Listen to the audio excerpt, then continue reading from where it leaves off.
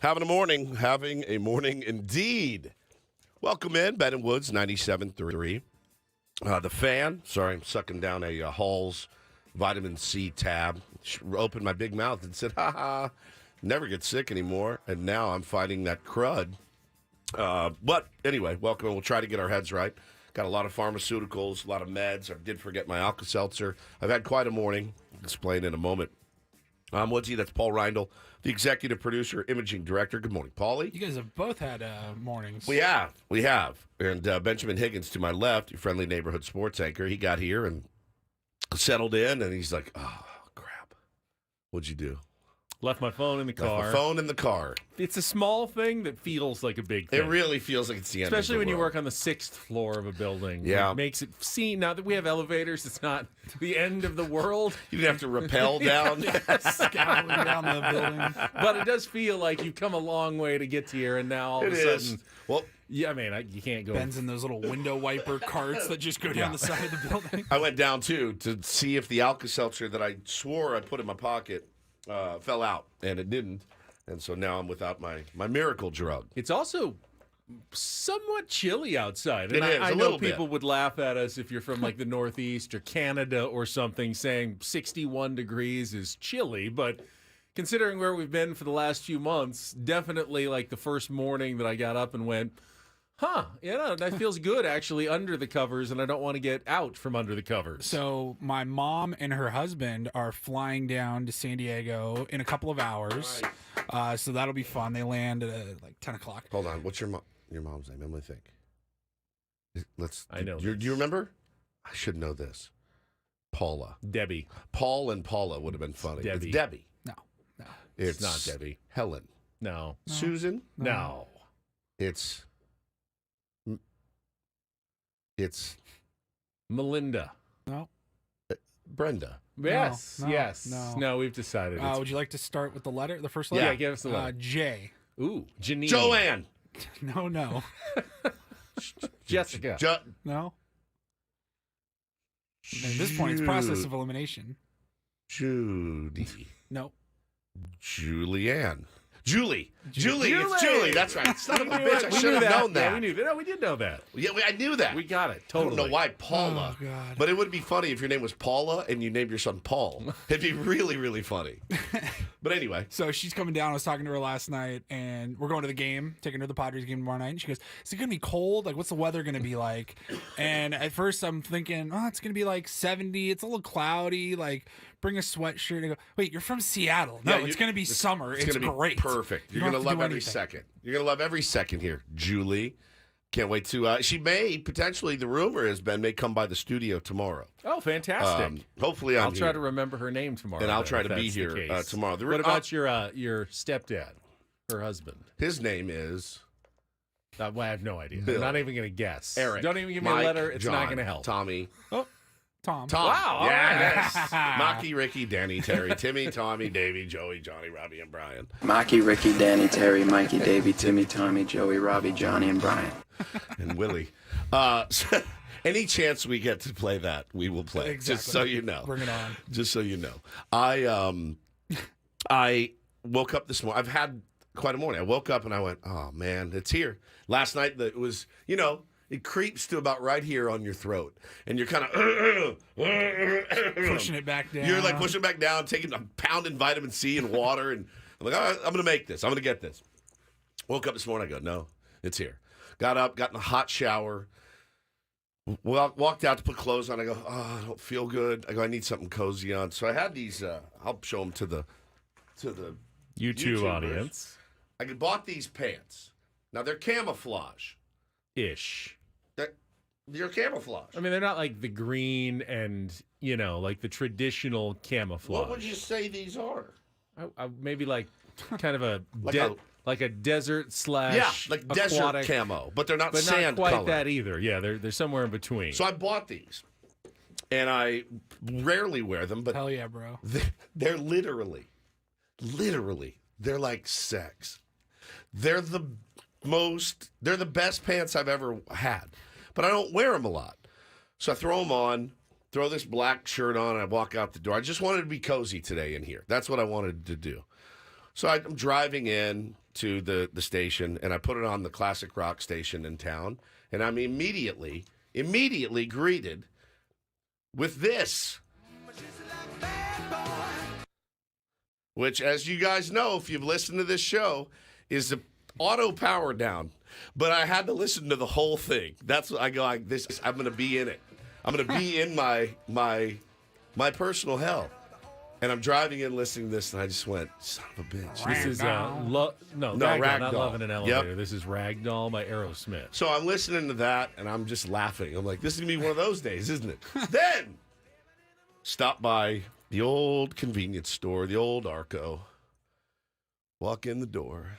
The first person I see is a soldier in full camo gear, standing at the counter, you know, going off to a real job in his actual fatigues to help save America. And here is me walking in, looking for Hall's vitamin C tabs and cough drops, and he's there in full camo. I couldn't even look at him. I put my head down and walked by him, and I just thought, in his mind, he's like, you stolen valor MFer. You stupid. This isn't a joke. These pants, this outfit's not a joke. You think I'm doing this to look cute? You think I'm doing this to look cool or edgy? I have to do this to protect the freedoms of pieces of S like you. That's what I'm here to do. He was getting an eclair and a coffee, and I walked by, I grabbed my cough drops, got the hell out of there, and then got here. And then forgot my Alka-Seltzer that I apparently didn't bring in the car. So, again, there's a couple of different reasons why I actually decided to come in today. Number one, I love this show. Number two, I missed 2 days last week, and I don't want to leave you guys in the lurch again. Number three, Katie Woo's coming on the program, and I love Katie Woo. Number four, real or fake, I don't think I've looked forward to something more than I've looked forward to real or fake, I don't know, in about a month, because I did the real or fake last night. And Ben has to deliver it. Same as last week, really, when you were gone. That's exactly right. But I didn't do the real thing last week. Yeah, but we found it, and you said, do this one. Do this one. You've taken control of this segment for some reason, which is fine by me, but, yeah, it's a funny one. But I wrote this one today, and I'm very proud of it, and I'm very excited. We're upping the prize as well, by the way. The prize is being upped. I sent it to Paul last night, and he just wrote back, he goes, oh, my God. I go, oh, yeah. Tomorrow's real or fake is going to slay. So, it's good to be here, though. It really is. I mean, how about our baseball team? 7 in a row. Little comeback action yesterday. It is really quite remarkable, isn't it? Some of these sound clips that are coming out, I'm like, let's just stop interviewing, because I don't want to hear any more about what might have been. You know, like, and Bob keeps getting hammered with the question, but hey, man, 7 in a row is 7 in a row. Let's talk about what it means, Ben, if anything, and then everything else going on in the wide world of sports. I mean, we'll get into it, but the Padres got an awful lot of help as well yesterday. They did. I mean, they need a few more days like yesterday. But I will during this program tell you what I think needs to happen over the next 4 days for the last week to actually really be meaningful for the San Diego Padres. It's not impossible, but they still need a good next 4 days. And if they get that, then I think we can go into the last week going, okay, let's jump back on board the Hope Wagon. On Monday morning, there's a chance we could be back on board the Hope Wagon if the next 4 days breaks our way very well for the Padres. That's not the craziest thing in sports history, you know, to have a couple of teams have a weak weekend and the Padres have a strong weekend.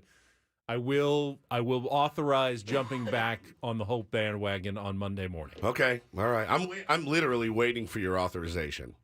Not quite there yet, but yesterday was actually a step, like a meaningful step in the right direction toward hope. Yeah, their which is a playoff dangerous chances thing. went from 0.1 to 0.3. I think. That's a big jump. 0.4. Big jump in one day. Yeah.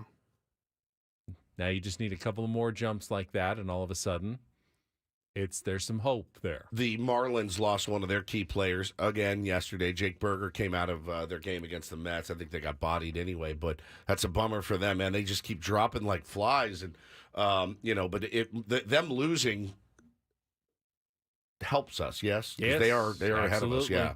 Cubs have lost 6 out of 7. That helps the Padres as well. The Cubs have lost 6 out of 7. Yep. Wow, man.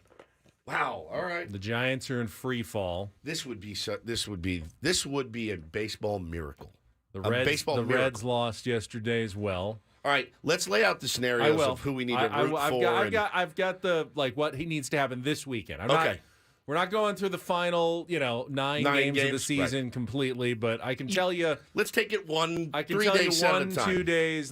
This is what you need to see happen over the next couple of days for the chance of hope to return for this last week. Don't let yourself go there yet. Yeah, I don't want people to get too excited. It's still like monumental, less than 0.5% chance. It's very, very small right now. You need to stoke those fires a little bit over the next few days before you can really authentically have some hope in your San Diego Padres. But they are winning. Amazing. They keep winning. Yesterday they won by 1, which they hadn't done in months. And obviously the 7-game winning streak is something we haven't seen all year. Well, and the comeback, too. I mean, again, they were down and wasn't looking good. With pinch hits. Totally like a baseball game. Where was this team months ago? Yeah. What happened? I mean, Fernando had his thoughts on it yesterday that he talked about after the game. I don't think everyone's going to agree with it, but it's just something that you have to say. Anyone's theory is as good as anyone else's at this point. Bob Melvin usually shrugs his shoulders and goes, I got no answers for it. I don't know why. I don't know why we weren't playing like this. I don't know why we are playing like this right now. But it's working. They're rolling. They got a day off today. They got 3 series left this season. And we will talk about it coming up this morning. Again, Katie Wu is going to be with us at 7:35. The St. Louis Cardinals, the team she covers, another last-place team, by the way, coming into Petco Park. The schedule has been helpful as well for the Padres of late. For the last 3 home games of the season, we'll talk with Katie coming up at 7:35 this morning. It's a Smart Baseball Thursday. Eno Sarris from The Athletic joins us every week. He'll be with us at 8:35. As Woods mentioned, got a fun, real or fake. Going to try to send a listener to that Power Fest. We've got more giveaways today. Looking forward to that. And we have some Padres tickets to give away as well, Paul. Did I see that? Yep. Is that correct? Last pair of the year. Last pair of Padres tickets to give away because this is it. Last weekend of the year. So all of that still to come. Stick around. I mean, maybe there will be more baseball. Who knows? They got a 0.4 chance. Dude, I mean, imagine the Padres front office right now crafting up the playoff package email just in case. So remember, any team that has even the slightest bit of chance. hope, they send out the playoff invoices like weeks ago, and they didn't do it.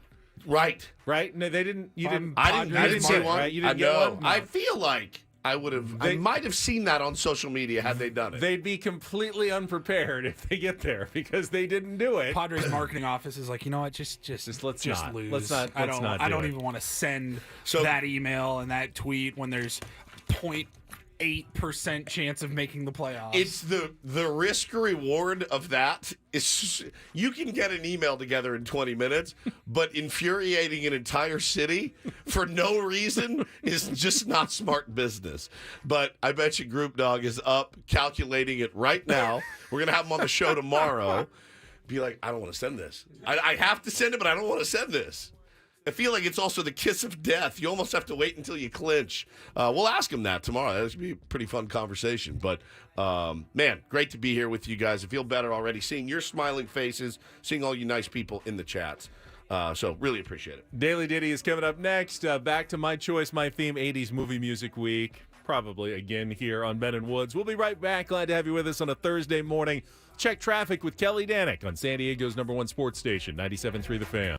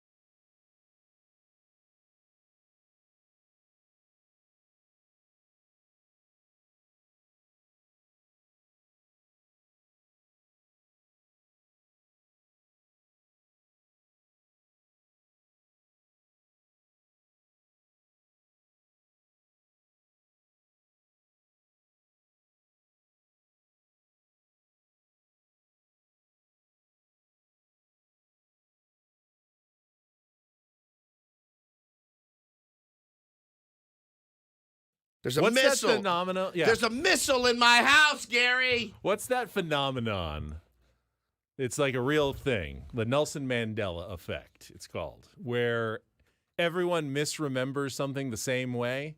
We just did it. We all thought this. We've done this 100%. one before. I can remember our conversation about this movie. No, me too. Because Chet, Chet. the brother, the bully in the movie Weird Science. I watched this movie 50 times growing up. Me and you both, because Kelly LeBrock And- was in it. Yeah, it just had a little bit of everything. It's nerdy, but it's also cool, and it's got Oingo Boingo, which is one of my favorites. I know we've had this discussion, but didn't come up Must in the have been something else. didn't come up in the Daily Ditty search. So either it had to do with something else that we came up with the Weird Science conversation, but I'm not going to do 80s movie music week without one song that leads directly to the title of a movie I watched, at least 25 times. No, at least. I told you guys this story when we talked about it. I even remember my dad's parents were in town, and we watched Weird Science with them, and they were like in their 70s and very prim and very proper. Shower scene. The shower scene, all the sex talk.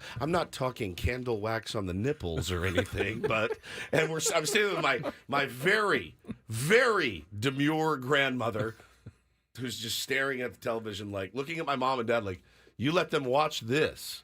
Very Ozzie and Harriet type family, really. And then we're watching Weird Science with them. As, they're creating a woman on their computer, and the first thing you say is, bigger T's. And I'm watching that with my grandmother and my mom and my dad. It was just, I'll never forget it. It's one of those moments that will always be in my brain. Such a great movie, though. Great, great movie. All right, we got one more day left, assuming, you can't lose Take on Woods today, so we'll wrap up 80s movie music week tomorrow morning on the Daily Ditty. Get into our Padres Wrap-Up in just a couple of minutes. It's also the start of a new NFL week.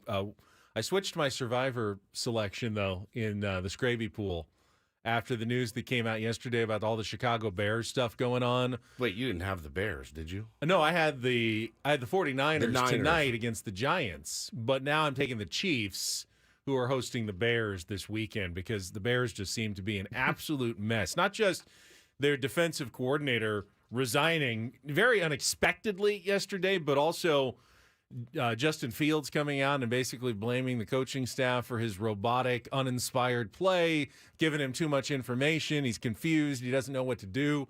And they didn't look good the first couple of weeks to begin with. So now that team seems like such a mess, and they're going into one of the best offenses, you're going to play in the Kansas City Chiefs. They've given up a ton of points already. So I had to switch my pick from tonight's game to Sunday's Chiefs-Bears game. That was a hell of a wild ride yesterday.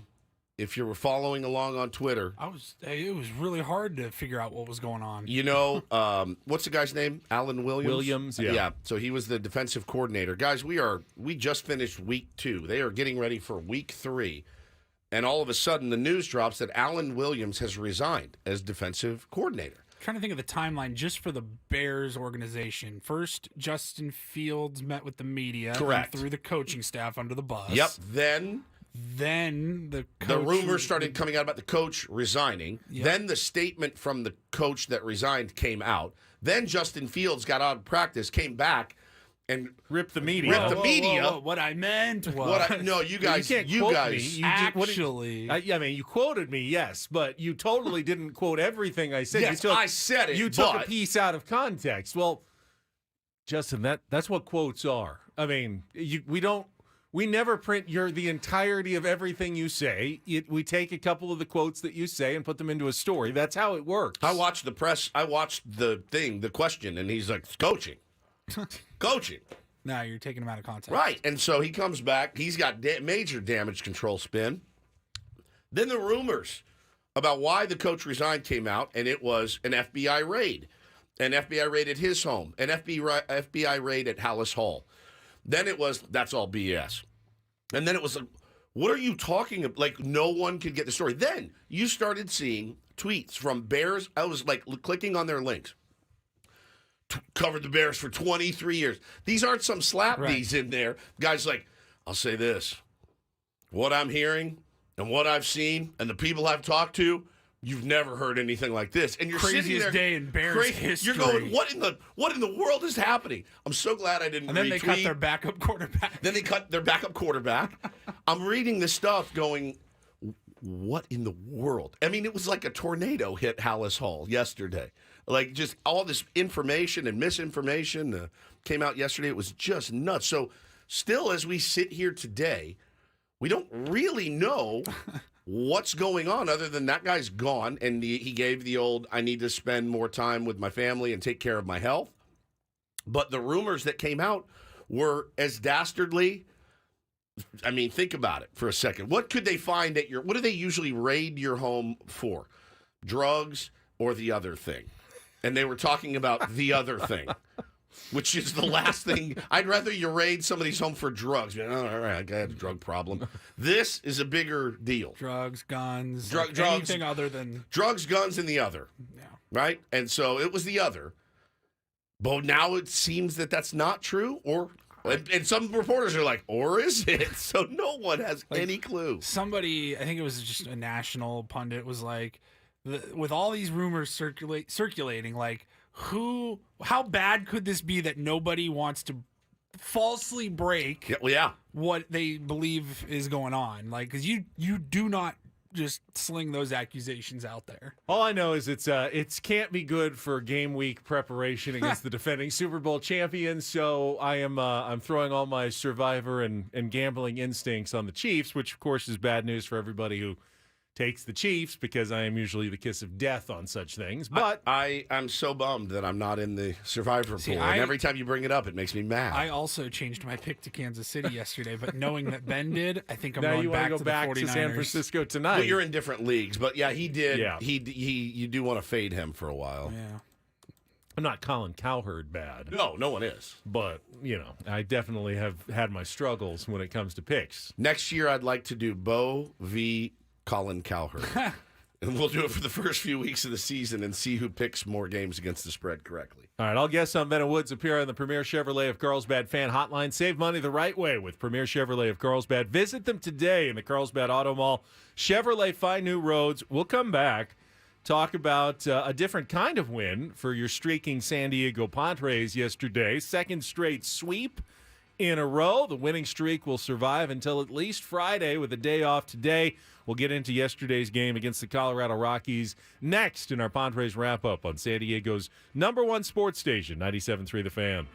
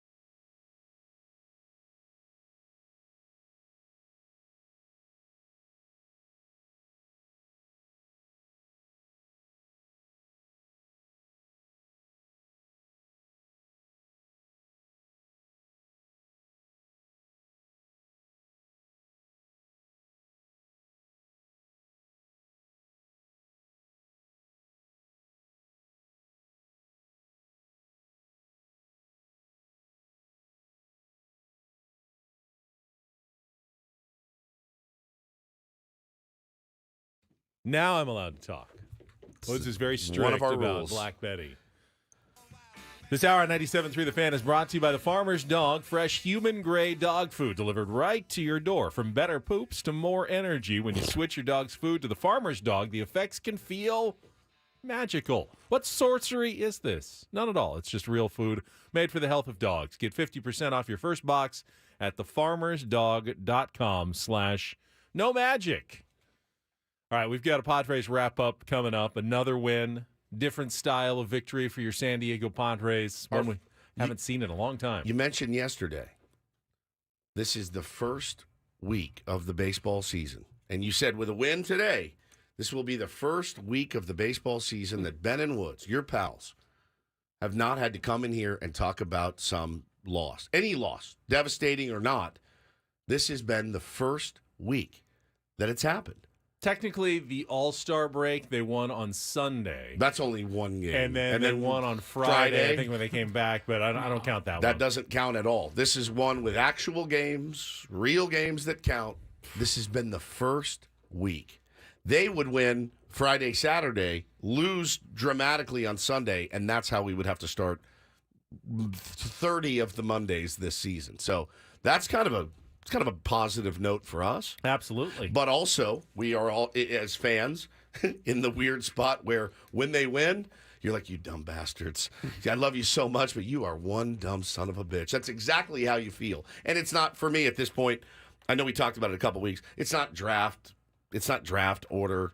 It's really not. Well, they've torpedoed that torpedoed now that at this point, so it doesn't matter. It's more of, I see it all the time. Where has this been? Where has this been? That's the question. That's the question. All right, we'll get to our Padres wrap-up, all the highlights from yesterday's 3-2 win right after a check of traffic here on 97.3 The Fan. From the premier Buick GMC of Carlsbad Traffic Center, part of the Premier Auto family, here's Kelly Denick. Traffic is sponsored by Air Max, San Diego's highest-rated heating and air conditioning company. Got this jackknife semi on the coastline, northbound 5. This is near the Aliso Creek Rest area. Only the right lane is blocked, so if you happen to be heading into Orange County, you're going to want to give yourself a little extra time. Got an encampment fire reported now on northbound 5 before Civic Center. That's over the right shoulder. Looking for the best in HVAC? Choose Air Max, San Diego's highest-rated heating and air company, with free diagnostics on all repairs and estimates. See why over 1,100 happy customers have given Air Max 5-star Yelp reviews. See Air Max today at airmax.com. I'm Kelly Danick with Ben & Woods, San Diego's #1 sports station, 97.3 The Fan. I love winning, man. I love winning. You hear what I'm saying? It's like better than losing. Just when I thought I was out, they pull me back in. Miss any of yesterday's Padres game? Did you catch a game last night? Well, we've got you covered. Thank you. It's the Padres Wrap-Up with Ben and Woods. Go! It's our house right here, baby. Presented by Hamul Casino. With thrilling slots and tables and all the best rewards, Hamul Casino has all the fun you're looking for. Hamul Casino, fun above all else. On 97.3 The Fan. That is the ball game, and that is a winner. This about damn time. 36th game of the year. 1-0 pitch, hit in the air to deep left. Soto's going back, long way to go. On the track, at the wall, gonna go. First of the year for Rogers. That's got to feel good, kind of the last box that he was trying to check here. Hit a home run coming back from the shoulder injury, and the Rockies take a 1-0 lead in the first inning. Tovar, a right-handed hitter, swings to the first pitch. He grounds one to the left side. Diving stop Bogarts goes to second and in and out of Batten's glove. Looked like they may have had a chance to force McMahon and end the inning, but Batten unable to squeeze it. And Jones comes in to score 2-0 Colorado. There's a ground ball to second base. That'll get the run home. Rogers' short throw to first is in time. Bogart scores without a play. RBI ground out one, Soto. And the Rocky lead is now 2-1 here in the first. Pitch on the way. And Doyle hits it hard on the ground right to Bogarts. Underhand flip to second one. Batten to first. In time and a double play. Seth Lugo gets through 6. No runs, 2 hits, and after that, 1 man left on base. The right-hander delivers. First pitch swinging and a little looper into shallow right. Charged by Bouchard. It's going to get down, but Soto held it third. He comes home, and he scores. It was close at home plate. Bouchard kind of deked Soto. Yes, he did. And Soto thought he might catch it. So he was hanging out near third base. does beat the throw home. It was a force play, and the game is tied 2-2. 1-0. High fly ball to deep center field. Doyle turning around, racing back, jumps up on the track and makes the catch. Grissom will tag and score easily. Choi tags it, a sacrifice fly, and the Padres lead for the first time today. It's 3-2. Here's the pitch from Hader. That one's muscled in the air to right. Fernando charging in, makes a right turn, makes the catch, and the ball game is over. Josh Hader comes on to close it out, his 31st save of the year, and the Padres have swept the Rockies. They have won 7 in a row and 8 of their last 9. It's what we should be able to do, and we haven't all year. I mean, the pitch, there's certain, stats, one-run games, all those things that we have not done well this year, and pinch hitting is another one. So it was nice that guys were ready for the at-bats and came through. Yeah, there's the shrug of the shoulders from Bob Melvin. What else can you do? I don't know why we're doing it now. Didn't know why we weren't doing it before, but there it is, a 7-game winning streak. Fernando Tatis Jr. had an interesting explanation quoted in the UT after the game as to why the Padres are winning now when they couldn't do it before. And he said, for 5 months we were like, we need to make it happen. Come to the field, work, make it happen, make it happen, make it happen. We didn't make it happen. So I feel like we just said, bleep it, and we went out there, play baseball, play as kids.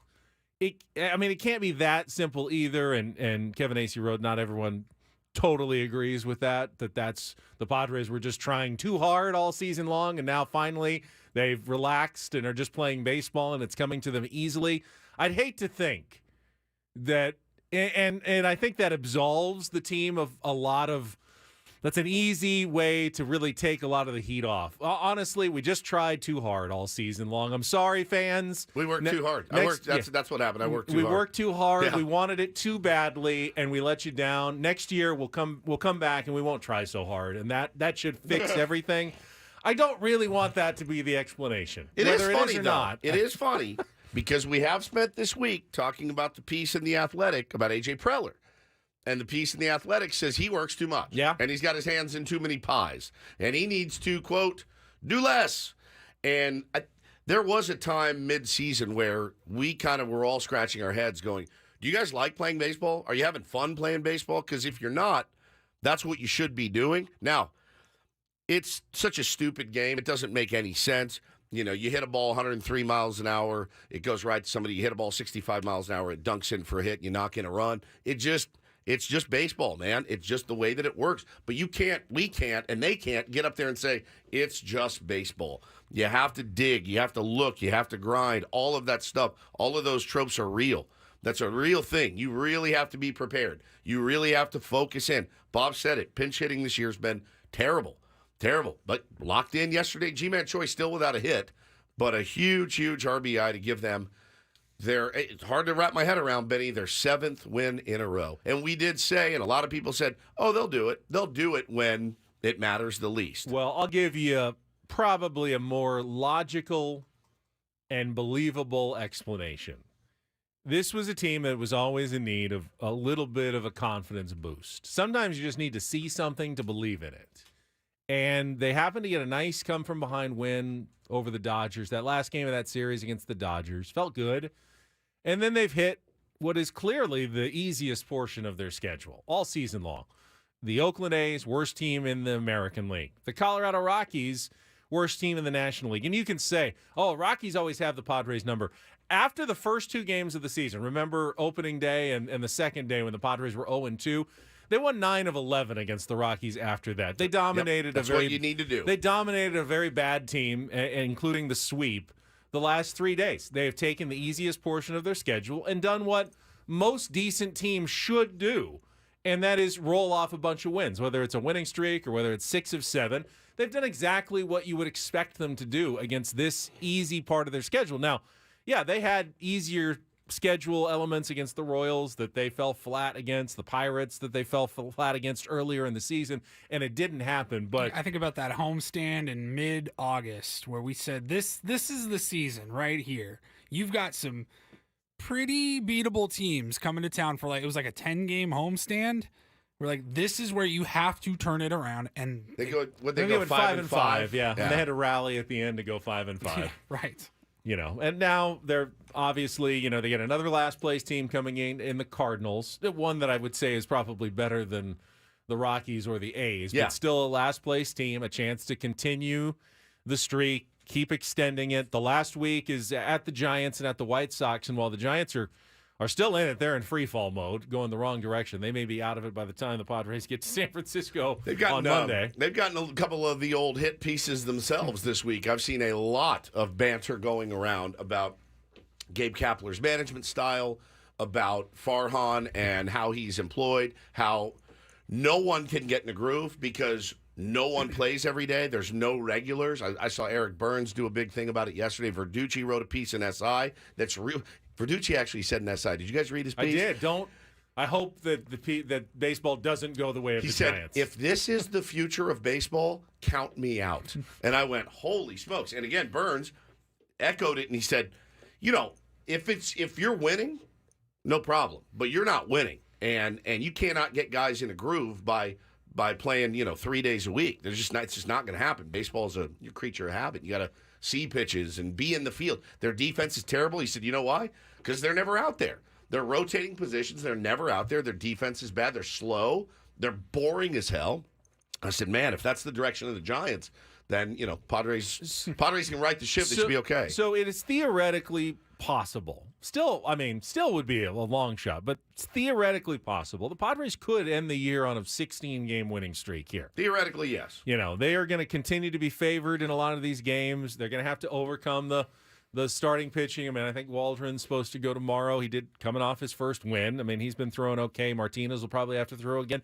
He's been throwing all right, though. It's not out of the question they could keep winning games. The question here that I keep getting, is it really possible for them to come back? And like I said, I'm not there yet, but could be.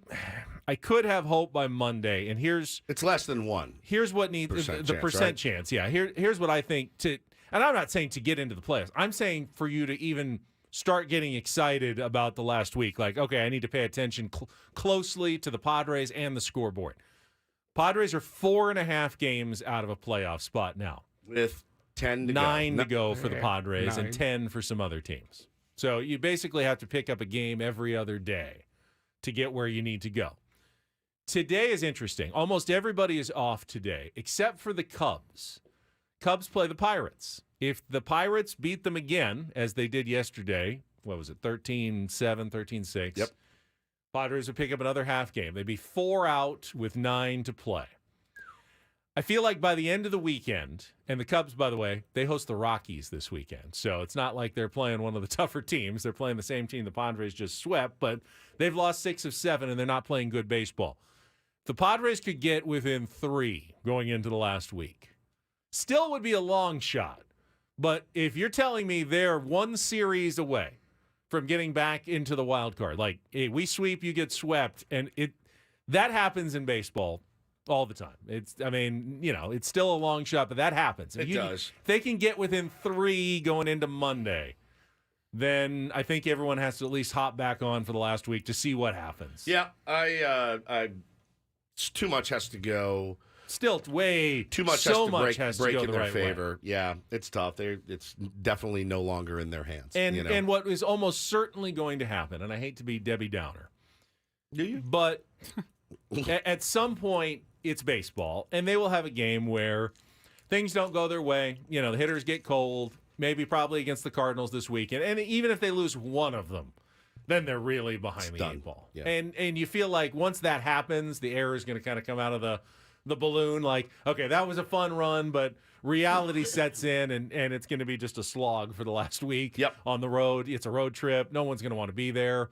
Getting on planes when you're really tough, out of man. it. You're not going to see the best baseball once that happens. As long as they keep winning, it's pretty easy to say, hey, let's win an 8th in a row tomorrow. Sure. And let's see if we get 9. Let's just see what happens. As long as they keep winning, I'm expecting the Padres to be engaged in it and trying to extend the winning streak as long as possible. Once that one loss happens, though, I can see, as I said, the air coming out of the balloon fairly quickly at the end here. I did see a lot of, excuse me, this momentum will be great for next season. And I have a hard time justifying that myself, reconciling that, hey, you guys remember September? Do you remember? Oh, that's today. I'm sorry. That's 21st night of September. Do you guys remember that? I don't know that you can carry momentum over from inning to inning. Right. Certainly through Well, not this team. one day to the next, and then through an off day is really tough. Season. But an entire yeah. off season. Yeah. Now, does it say anything to you about Bob Melvin? Yes. Always has. That this team is It still always has. playing and trying and playing good baseball here at the end of a we season that has been extremely disappointing. People act like we don't have a case study for this. We do. We have a sample. We have two samples. We've seen this under other managers. And for whatever reason, and I, think that he does deserve some credit for that. Just as he deserves some blame for this season, but he deserves some credit for that. They are hanging on. But it's not anything for me that goes, okay, I feel so much better. Now they've learned how to play together as a team after 150 some odd games. I get it. I still get a lot of but you look at their one-run record, extra inning games, a lot of that is managerial decision-making in close games. Bob's got to go. And if there was a track record of that, if for 20 years, Bob, hey, he did a lot of good things, but man, he couldn't win a close game. He had a 9% couldn't win a close game ever. It's not been the case. He's been good. He was great last year. They had the best record. I tend to throw it away as an anomaly. I'm not holding this year against Bob because they lost a bunch of close games, because that's not his track record. So I will credit him, though, for since we've seen other Padres teams, as you said recently, completely fold the tent when things went poorly in the summer. And this one has not. I couldn't agree more. I really feel couldn't. I feel like the team, at least players, feel a responsibility to this particular manager to not do what they did in the past, and I like that. I do too, and I think we've seen some guys move around. We've seen some guys that weren't getting a lot of playing time get some, there's some things to be positive about, certainly, but my hopes are not up. I don't think they're going to continue this into the next season. I don't think that will carry over. And if they do start hot next year, it won't be because of this. All right, Woods is excited about Real or Fake. We are actually going to give you an opportunity to win those. They've been very coveted this week. The Power Trip Festival music passes during Real or Fake coming up next. If you know these bands, Iron Maiden, Guns N' Roses, Tool, Judas Priest, you need to call now. Hey, gang, Chris. Whoa.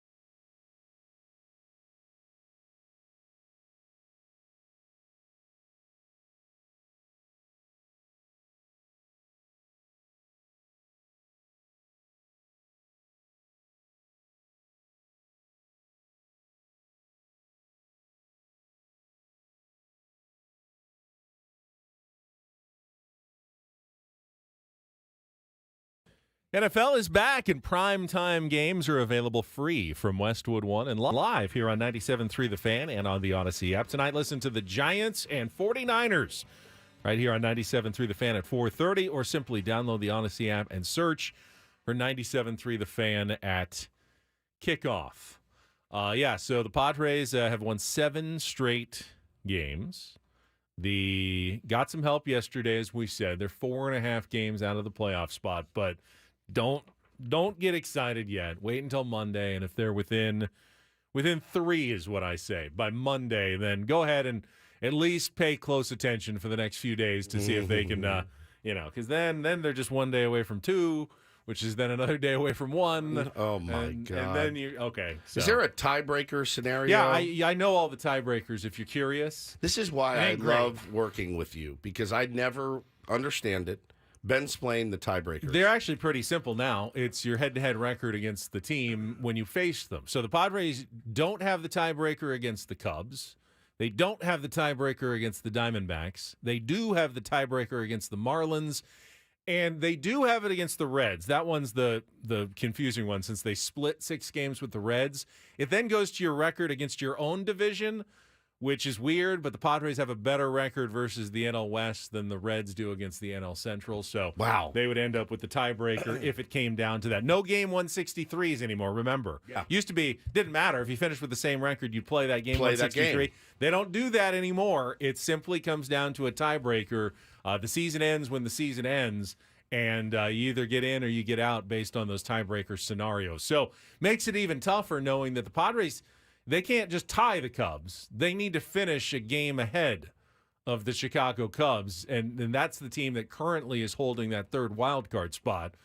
The good news is the Cubs are playing horribly right now. They've lost 6 out of 7. They got clobbered by the Pirates yesterday. Can it happen again today? That would be very helpful for the San Diego Padres. It's the only really wild card game of note on a day where the rest of the teams are off to get ready for the last stretch of 9 to end the season. So cheer for the Pirates today. AL West remains wild as hell. Yeah. Houston won. Seattle won. Texas won.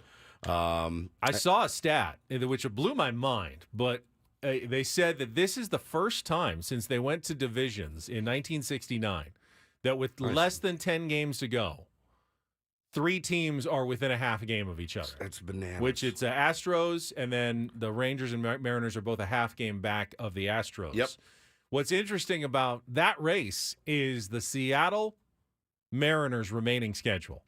They play 3 at Texas, then home versus Houston, and then home versus Texas in their last 10. Every single game they play, they control their own destiny.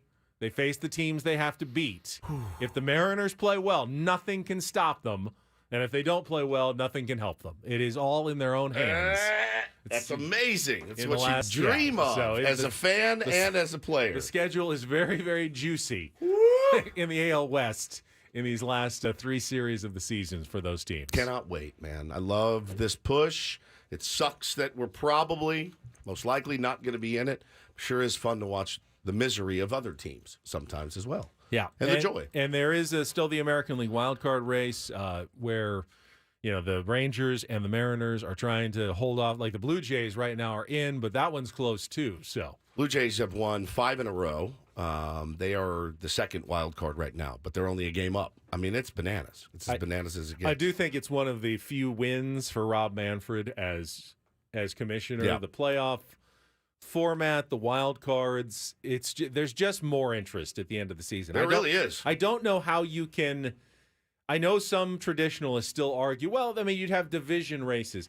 You might have a couple where, only one of the 3, the Astros, Texas Rangers, or Seattle Mariners get in. It's possible now another one will get the wild card, but you just have more drama, more teams in it at the end, and I don't see how that can possibly be a bad thing. Could be crazy, man. 3 teams from the AL East all in the playoffs. Baltimore, Tampa Bay, and Toronto, if they end up making it. It looks, they're playing really, really well right now. Minnesota's still yet to clinch, 81-72. I think the magic number's 1 now, though, so any win or any loss by the Guardians the rest of the way, the Twins are getting in. And then there'll probably be one of the three teams gets the wild card in the West, and then one of them will be aced out completely. That's it. You know. One of those three teams are not going to make it. Right. Houston, Seattle, or Texas. I mean, think about that. The Texas Rangers, after their unbelievable start, could miss the playoffs. The Houston Astros, defending World Series champs and favorites, I think we said about a week and a half ago. Yeah, who's your favorite to go to the World Series? Probably still the Astros. They could 4-6. Still miss the playoffs because of their recent poor stretch. And the Mariners, who like the Padres have been that, up and coming team to watch, they also could miss the playoffs here, and one of them almost certainly will here before the end of the season. So because fun. Obviously the Rangers and the Mariners in particular, since they play each other 7 more times, they're going to cannibalize. One of them's going to really knock the other one out. So my guess would be Houston will try to find a way to be okay unless they really keep playing poorly, and one of the Rangers or Mariners will knock the other one out by winning 5 out of those 7 or something like that. Double playoffs for those. Yeah. I mean, it really is. They already started for those teams. It's pretty much playoff time. Woo, man. I still see Dusty Baker just getting dragged every single day. The dude just gets dragged by the media, What do I gotta by the do? fans. He's like, man, I just won a World Series, dude. You see it and you go, and somebody made that, I think it was our buddy Chris Chadwick the other day tweeted, yeah, the more I see people complain, he goes, I don't think anyone would, we all say, I just want one. Just give me one. Just give me one World Series and I'll be happy. I don't think you'd be happy. Astros fans are a really nice case study in that. They are not happy with Dusty Baker this year, Ben, after winning a legit World Series, by the way. No, Rangers fans have turned on Boch in just months after an incredible start when he was being hailed as the savior in Texas for turning everything around. What have you done for me lately? It's very quick. Very quick. Very, you really have to just keep winning or it doesn't matter anymore. Can we do real or fake? We can, now? yeah. We got a contestant on the line. It is time. Let's play our Throwback Thursday game of the week. Some are here for the compelling sports talk with Ben and Woods. If you can go plow through another donut. It's time for Real or Fake on 97.3 The Fan. Tell the people what they'll win today. First, I will tell you that our contestant is Matthew, and Real or Fake is brought to you by Home Turf. Save time and water with pet-friendly, always green grass, and get a free consultation by calling the team at Home Turf at 888-4SD-TURF or go to sdhometurf.com. We'll also tell you that courtesy of Stephen Woods, in today's category, we're flipping around the prize, and we are putting up for grabs, if you can win it, the much-coveted Power Trip Festival passes. The music festival coming to Indio, featuring Guns N' Roses, Iron Maiden, AC/DC, Judas Priest, Metallica, and Tool. 3-day festival passes for that entire show. It's a huge prize. Massive. And those bands are the key to the game today. Matthew, good morning. How are you? Great. How you guys doing? Good, buddy. All right, so Woods has set up this game for you, which means you cannot ask for help, but you get the bonus prize here, going for the concert passes. So Woods has given me a list of real song titles from the bands that will appear at PowerFest. So again, we're talking Tool, Metallica, Judas Priest, Guns N' Roses, AC/DC, song titles from those bands, real ones, or there's a couple of fakes thrown in as well that are not authentic titles of songs from those bands. If you can get 4 out of 7, separate the real from the fake, we're going to give you the passes, Matthew, okay? You ready to play? I'm ready. Thank you. All right, good luck to you. Real or fake song titles. Let's start. Round number 1. Ain't My Bitch, real or fake? Thank you, Woods, for that. It's got to be real. Does it got to be real, Woods? It does. Sure does. That's Metallica. All right. Ain't my bitch. One for one, and you are on the road to victory. I had 3 more. More fun doing this last night than I've ever had. All right, round number 2, real or fake? Stink Fist, real or fake, Matthew? With the laughter, that's got to be real. Woods, you're giving it away. All right, I'll shut up. Shut up. That is Tool. That is a Tool song. Yeah. Stink. What is it? Stink Fist. Is that you're the one who created the game? I did not. That's 2 for 2 though. Man. All right, you're red hot. All right, round number 3, Matthew. Here we go. Real or fake? Ram It Down. Real or fake, Matthew? That sounds too good to be real. That's fake. No, it's real, buddy. It That is. is a Judas Priest song, and boy, does it kick major You like ass. that one. Oh, I love Ram It That's all right. Down. That's just one miss. You're still in good shape. My God. 2 correct as we go to round number 4. You just need 2 more right. All right, let's try this one. Let's go with Big Bottom. Big Bottom, real or fake? I'm just going to go fake. You're right, Fake? buddy. It is a Spinal Tap song. That's not a real band. That's a real movie band. That's a movie band. But they're not playing Power. All right, so you are within 1 of victory now as we go to round number 5. 3 chances, 1 more, and you get it. All right, round number 5, Matthew. Real or fake Power Fest song? Hard as a Rock. Is that the one from the Chevy commercial? No, that's different. It's like a rock. Hard as a rock. Let's go real. Dude! Yes! AC/DC. And congratulations. Bro, you're going to Power Fest. You have won the Power Fest passes. 3 Easily. days. Power trip. Power Trip. Power trip. And, yeah, you had 2 to spare, too. Very well done, Matthew. Well played today. Now, usually we qualify a listener for the trip to Las Vegas here. Yeah. We still would like to do that later. We will. But instead of playing our game, you just need to listen for one of those songs. Which song would you like to make the Vegas qualifier? How about Stink Fist. Very sports announcer voicey of me. Stink Fist. All right. So when you hear Stink Fist by Tool, Stink Fist. You can call not in the later. Song. Just me you saying. saying Oh, it, it's not yeah. the song. You just want to hear me saying that again. All right. So when you hear me say that again, and I promise you I won't ever say it accidentally either. Paulie will have to play it off of his soundboard. I'm in my coffin. Ram it down. Not that. That's not. Read the rest, though, that everyone can play along in their Big car. Bottom. All right. Turbo Lover. It's real. That is real. Yep. Slide It In. It's fake for the game, but it's a real Whitesnake song. Gimme That Action. I made it up. They just made that one up entirely. Yes. Sex Farm. That's a real Spinal Tap song, but fake for the game. And Hard as a Rock. Prostitute. I didn't make up any of these song titles. This is all on Woods. That's a real song by Guns N' Roses. That is. That would have been real. Yeah, That's a that would've real been answer. I was at my desk last night. I was sniggling so hard putting these together, scrolling through Spotify, looking for names. And I had a much more wholesome real or fake I set bet to you go did. that I maybe bet you we'll did. use next week. Ain't my bitch. I am. That was my favorite. Stink Fist? Absolutely. Matthew, hang on the line. Paulie will get all your information during the break. I love that. Before we get to Don't Do This. What a great prize that is, by the way. Holy cow. It is. Congratulations. Don't Do This is coming up next. Well, I know that there's some problematic professional poker players out there, but I think we've taken the cake.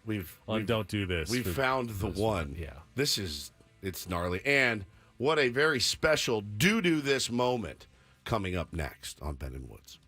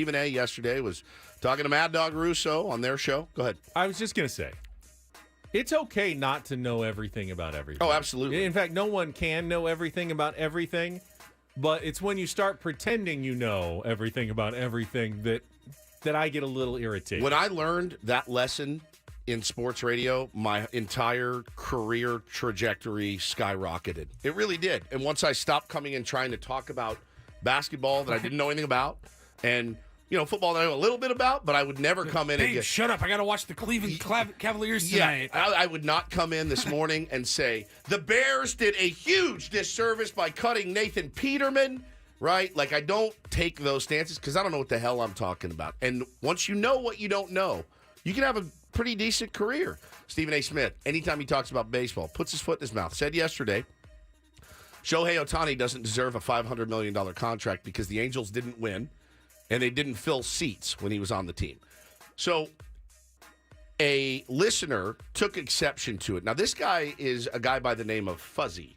And Fuzzy is his Twitter handle. Got a lot of followers. I don't know who he works for, but he's a baseball guy. And Fuzzy from MYT. MLB recaps, MLB The Show gameplays, Code Fuzzy. He lives in Vegas.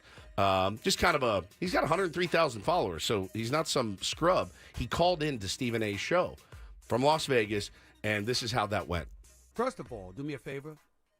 Tell the baseball community to shut the hell up. Let me Why tell you would what. we do that? Why would we do that? I have. Whoa! Be quiet. You're gonna call up. You're gonna ask me a question. Let me answer. Blasphemous. I know baseball, the sport. What happens is because I'm so busy with other sports watching it, I don't get to watch as much baseball. But the reason why we don't watch as much baseball, Fuzzy, if you did your homework, is because people don't care ratings-wise when we're watching baseball. We're trying to change that. Are you trying to change? Are you specifically trying to change that by spouting just inane takes and then admitting I don't even really watch baseball? I don't have time. I thought Fuzzy did a great job of holding his feet to the fire yesterday. Yeah, I mean, does football get the highest ratings? Yeah, sure. Of course. Yeah. Of course. We all acknowledge that. Yeah. We're all football fans. No doubt. They also have the advantage of the one game a week thing. Correct. It creates a lot of urgency for every single game. If you look at the total attendance of Major League Baseball games every year versus NFL games, guess what? Major League Baseball blows them out of the water. There's an assload more games, of course. It's part of it, but you have way more people go to baseball games every year than go to football games. I will always defend baseball, and he has gotten dragged since all right. this. Oh, Fuzzy's a YouTuber. I get like that, us. I get that there is a seedy underworld to professional poker. Sure. Part of the appeal sometimes, actually. Absolutely. Just knowing that it's there. Right. This story, though, is one that is really going to trouble some people.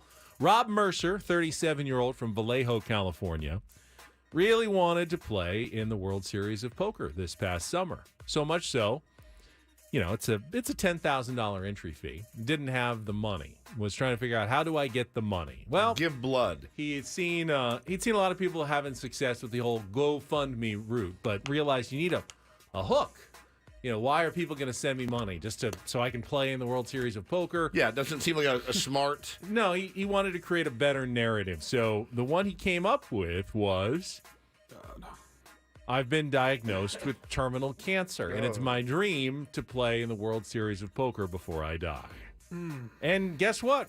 It worked. He raised between $30,000 and $50,000 GoFundMe, and was in Vegas, and was using that money to play other casino games, and people kind of spotted him. Goes, it's not a good look, man. I know you're dying, but they wanted you to play in this poker event. You should maybe give the rest to charity. You play in the event, but play, give the rest to charity, something like that. Bellagio comped him a massive suite for him and his dad.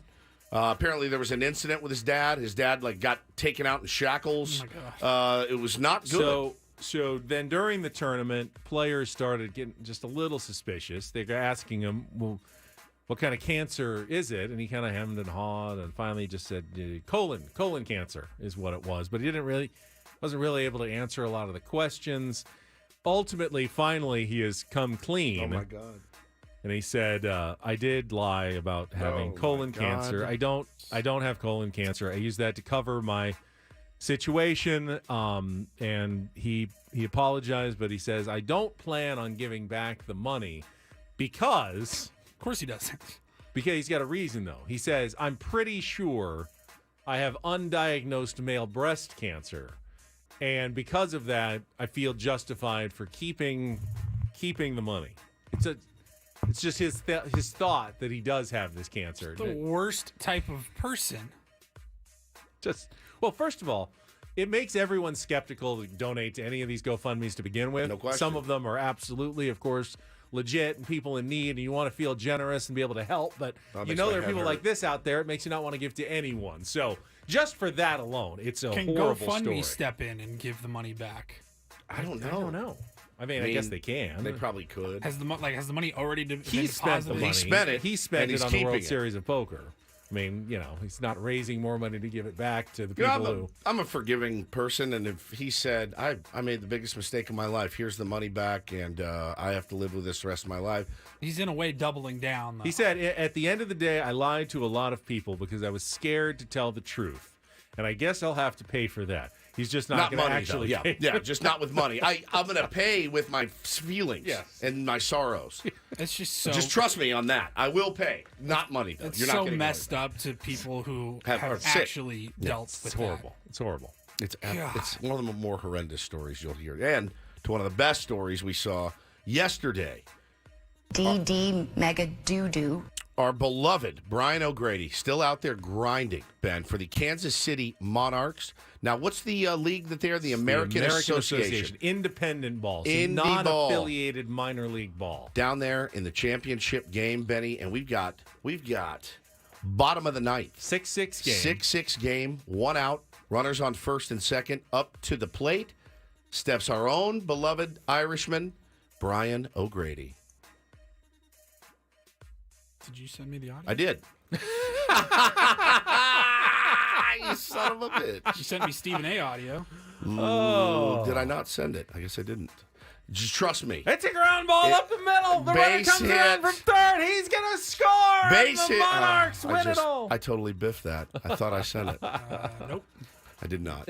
You're right. I'm wrong. Imagine in your mind the game-winning walk-off Go to single. Kansas City, we can still get this Yeah, stuff. we can find we it can at get some this point stuff. here. Boy, it really took the vamping wind out of my sails. I was all excited. And I knew, I'm like, he's setting me up for something, and, well, I don't have it. Anyways, as we were saying, bottom of the ninth. 1 out. 1-2. Through the middle, base hit center field. Herman rounding third. They're waving him in. The throw comes in from Heath. It's not in time. And the Kansas City Monarchs take back the crown. Right. Miles Wolf Cup champions 2023.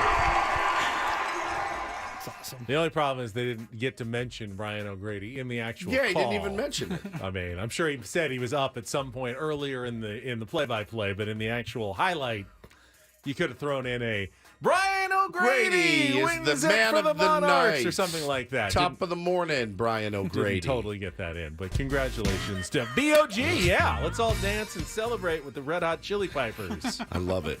I love that guy so much. Such a good dude. Would love for him to find his way back to the big league someday. Tough to go from independent ball to the big league. It's happened. But it's done before. Been done, and he went to Driveline and completely revamped his swing and has been crushing the ball. And speaking of Driveline, long tees, we'll be joined by Kyle Boddy next week. Kyle Boddy of Driveline. I've got loads of questions for him. Outstanding. Yep. Much sooner, though, we'll be joined by Katie Wu from The Athletic, covering the St. Louis Cardinals. Going to be in town tomorrow. That was Don't and Do This for a Thursday. That was Don't Do This with Ben and Woods on 97.3 The Fan. Saw that Jeff Passan gave some of his end-of-season awards already, and most disappointing team in baseball. Mets or Padres? It's not either. It's the team that Katie Wu covers, the St. Louis Wow, Cardinals. I'm shocked. Talk about that coming up next with Ben and Woods on San Diego's #1 sports station, 97.3 The Fan.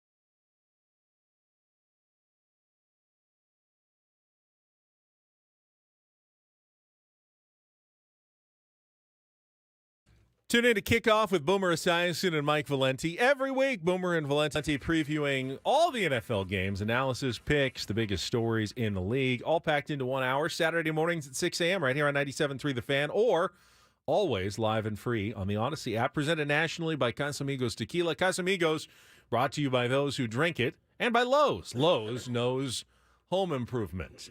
Katie Wu knows the St. Louis Cardinals. She also just great guest. We love having her on. She's going to be in town this weekend as the Redbirds come to town for the Padres' final home series. She will join us right after this check of traffic on 97.3 The Fan. From the premier Buick GMC of Carlsbad Traffic Center, part of the Premier Auto Family, here's Kelly Danick. Traffic is sponsored by SDG&E. Couple of problems here, guys. One of them is a crash blocking the fast lane westbound side of the 8 for the 163, and an accident in the fast lane on northbound side of the 5 before Civic Center. Now, North 5 coastline, still some headaches for you, all due to a jackknife big rig near the Alyssa Creek Rest area. But it looks like the two right lanes are now open, so hopefully that will help speeds if you happen to be heading into Orange County. In peak wildfire season, as a last resort, SDG&E may need to shut off power in specific areas for public safety. Learn more about public safety power shutoffs at sdge.com/PSPS. I'm Kelly Danick with Ben & Woods, San Diego's #1 sports station, 97.3 The Fan. And joining us right now on the premier Chevrolet of Carlsbad fan hotline, the Athletics, Katie Wu. Welcome back to Ben & Woods. Katie, good morning. Gentlemen, good morning. So happy to hear from you. A little sad it's not in person, but I'm sure I'll see you soon enough. Yeah, I heard there was a little scheduling snafu, and you forgot that you were going to come in, and, you know, it happens. We're used to kind of being pushed on the back burner, but it's better to have you on the phone than not at all.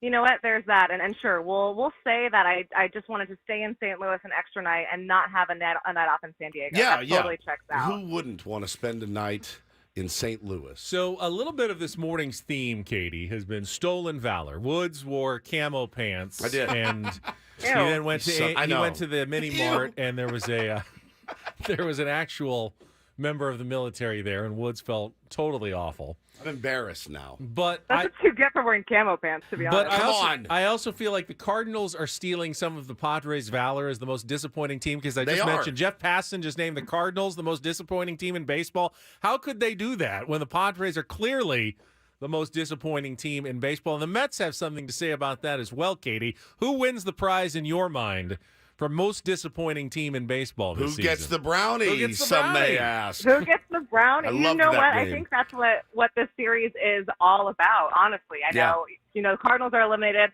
Padres have, like, the slimmest of chances, but I think that's really what MLB was scheduling when they put the Cardinals and the Padres together. It's to finally figure out who is worse. So there's our storyline for the weekend, guys. I can't wait. I mean, this series, though, we're talking to our pal Katie Wu from The Athletic. This series was supposed to mean something for both teams. I mean, we texted about it before the season, like, oh my God, can you imagine if it comes down to this? You know, last week of the season, Cards and Padres, and it's just been for both teams a complete. I think more shocking for our school. Do you think more shocking for us or more shocking for you guys? You know, I think based on what the Padres sent, it's more shocking in that regard. Oh, perfect. A lawnmower has started on the field of the stadium. So sorry if you can hear that. No, we're fine. But when you think about the Cardinals and where they stood within the division, I mean, they were the overwhelming favorites to win the National League Central coming into this year, and they were the first team eliminated from the division about a couple days ago. So I think it's difficult or different in different degrees. It's difficult to say who's more disappointed. You look at the Padres, who they brought in, the money they spent, the expectations after their magical postseason run in 2022. And then you look at the Cardinals. Yes, they lost Yadier Molina and Albert Pujols, but they were returning their same division-winning core. They had two top 3 MVP candidates last year in Paul Golsha and Nolan Arenado.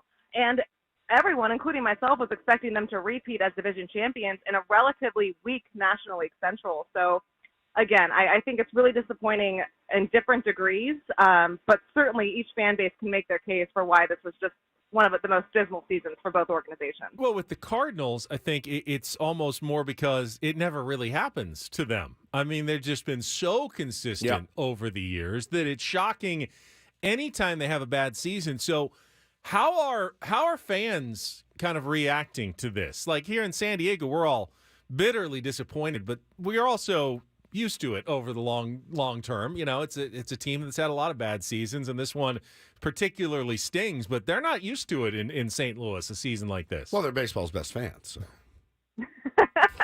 Yeah, no, that's a great point. This is their first losing season since 2007. Wow. So it's been 15 years. I think I was in like fourth grade at the time. It's been 15 years since the Cardinals have even had a losing season guaranteed. It's their first under President of Baseball Operations, John Mozeliak's tenure.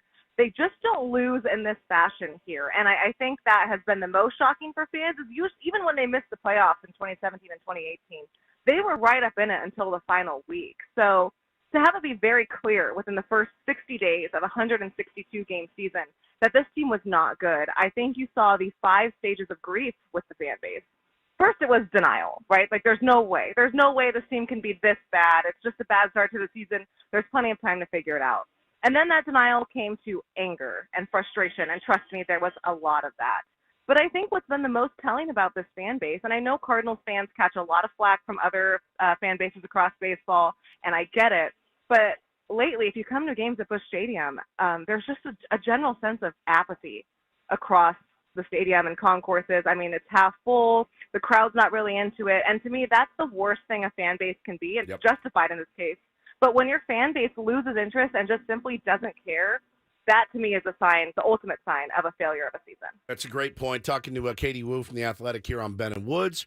Adam Wainwright, I'd like to talk about him for a minute. I got to be honest, when he was at 198 wins, I thought, man, the way that I've seen him pitch a few times this year, I don't think he's going to get there. Does this cat come back and try to, scratch one out next season? But I'll be damned if he didn't go out there and do it in spectacular fashion, Katie, for his 200th win.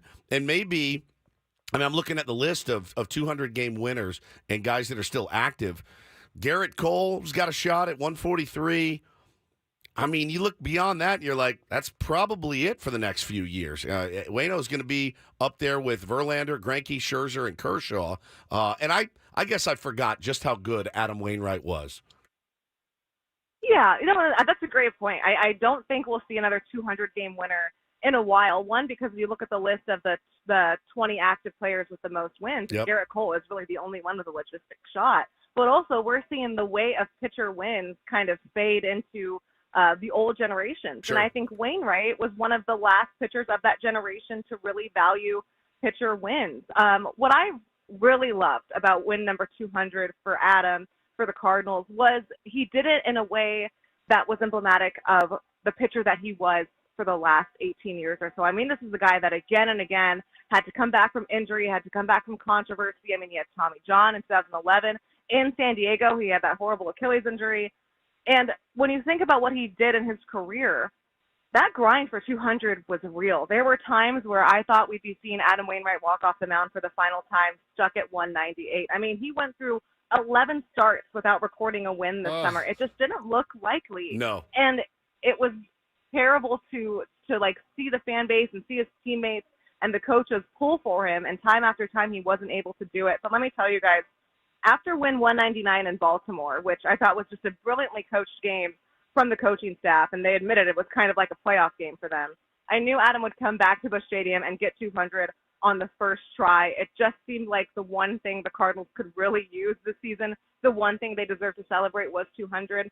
So for him to do it against the Brewers, spin 7 shutout innings, his longest start of the season. Unreal. Didn't notch a single pitch over 88 miles per hour. It was a vintage Adam Wainwright performance. And it was so fitting because it might very well be the last time we see Adam Wainwright take them out. It was incredible. I mean, it was one of those baseball moments that should not happen. It just shouldn't have happened. And like you said, 7 shutout against the Brewers, who are very much in it and gunning for a division and all that.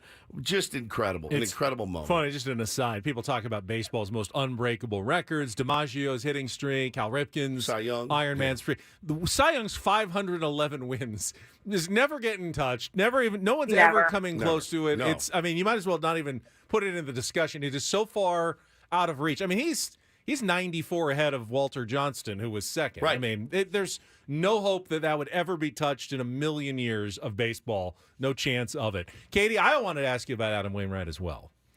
I know we're not going to see him pitch here in San Diego, Will we see him sing here in San Diego, though? That would be amazing. I understand he's going to perform like a concert, like on the last game or something. He is. So the final homestand for the Cardinals is next weekend. They have 3 games against the Reds, and it's a farewell to Adam homestand. He was maybe going to take them on one more time during that homestand, but if I was a betting woman, I'd say they'd actually probably let him DH a game. That's what I'm leaning towards. That would be but incredible. Most importantly, I think that's how you should go out. He's been lobbying for it since the DH was eliminated from the National Got to League. have it. You have to do it. Yeah, got to do it. But he is doing a concert on Saturday. It's a post-game concert, the last night game of the season. He's doing 3 songs that he wrote. He is a songwriter. He has an album coming out at some point, either at the end of this year or early next. But what I'm super excited about, guys, is there's post-game fireworks after the concert, and I don't think the Cardinals have ever had post-game fireworks in at least the last 5 years. So the effect of Adam Wainwright is single-handedly saving ballpark entertainment in downtown St. Louis. Well, one thing I can promise you, we will play the Adam Wainwright album and dissect every song and make a tremendous amount of fun of him. There's no question. That's just what we do. Katie. Might be a Take on Woods category. Yeah, it could be in Take on Woods for sure. I wanted to ask you this, talking to Katie Wu from The Athletic. So now, we are like, I haven't seen any major hit. I've seen a couple of I guess you call them hit pieces, but it's just journalism. I've seen a couple of pieces about the Cardinals really early in the season. Is it going to be status quo type situation next year? We're all wondering what's going to happen here. What's going to happen in St. Louis? Yeah, that's a great question. The one thing we do know is that Ollie Marmol will return as manager for 2024, the last year of his 3-year contract. John Mozeliak made that clear a couple of days ago, but that was really never a question. It was kind of understood that this coaching staff more or less would stay the same heading into next year. The biggest change I think the Cardinals are going to make, besides ideally for their sake, going and getting starting pitching, which I feel like we've said about this organization for, I don't know, since I've been on the beat. But if you're looking about internal changes, I think they're going to start revamping their player development. The Cardinals, for a lot of things that they do correctly at the major league level, have fallen behind in player development, especially pitching. And when you're looking at their farm systems, when you're looking at just resources available in especially AAA, they're really lacking. They don't have the staff, the people that necessary, like teams like the Rays, the Dodgers, the Padres have, where you're constantly seeing talent churning out and being major league ready. I think they've fallen behind the times, and they don't really have a modernized game at the minor league level. So one thing that I think can be said about the Cardinals is they are consistent. They're pretty loyal. They are not going to make a lot of heavy fire sale changes. I mean, this is the first time they sold at the trade deadline in 15 years. Yeah. Okay, they built a brand on consistency. So it was never really a matter of, fire everyone, revamp the coaching staff, sell the team. It was, where can we solidify things and make some changes that they obviously need to do without blowing everything up. So if I'm looking at 2 things for the Cardinals next year, it's who are they going to go pursue for starting pitching. I'd expect them to be in both free agency, trades, and the international market. I expect them to be involved in all 3 of those. And also, how can they start modernizing their player development? Because if they don't do that, the risk of this season happening again 2 or 3 years from now, it's very, very real, guys. Would you say it's a philosophy that they don't go after the giant free agents? I mean, I know they signed Wilson Contreras this last offseason, and they've given their own guys extensions, and it's not like they're cheap. Yeah, no, Nolan and Goldie. Would you think they'd be in the Blake Snell sweepstakes this offseason? I mean, he's obviously going to get the most of any pitcher, especially with Ohtani now not pitching next year. I mean, is that something that you'd think they'd pursue, or is he like, no, we're not giving a pitcher $200+ million? A 30-year-old. Yeah. I don't think the Cardinals are going to give Blake Snell the money that he's deserved and earned over this, National League Cy Young caliber season. I do expect them to be in on names like Aaron Nola and Sonny Gray. They're still top tier, but they're going to cost a little bit less than Blake Snell. But it's hard for fans here in St. Louis to really get behind that, because under the ownership of the DeWitt family, the Cardinals they've never been cheap, guys, but they have spent conservatively. I mean, their 5-year, $87.5 million deal with Wilson Contreras was their largest free agent signing from a player who hadn't already previously played in the organization. So they don't go out there and offer these 6-year, $200 million deals that you're seeing a lot of teams do. They don't spend Padres money. Can't relate, yeah. Yeah, weird. That's also a testament to how they've been able to be so consistent, is because they don't push all their chips in and then if it doesn't work out, initiate a rebuild. I do think, though, this organization has been completely embarrassed by how the season has gone down, and rightfully so. And maybe that will encourage owners to spend a little bit more. But with the regional sports networks and there's not a lot of clarity on how Valley Sports is moving forward, ownership also has to be conscious of that. The good news for the Cardinals, they have a really deep system, a lot of major league controllable talent that they could swing a trade for.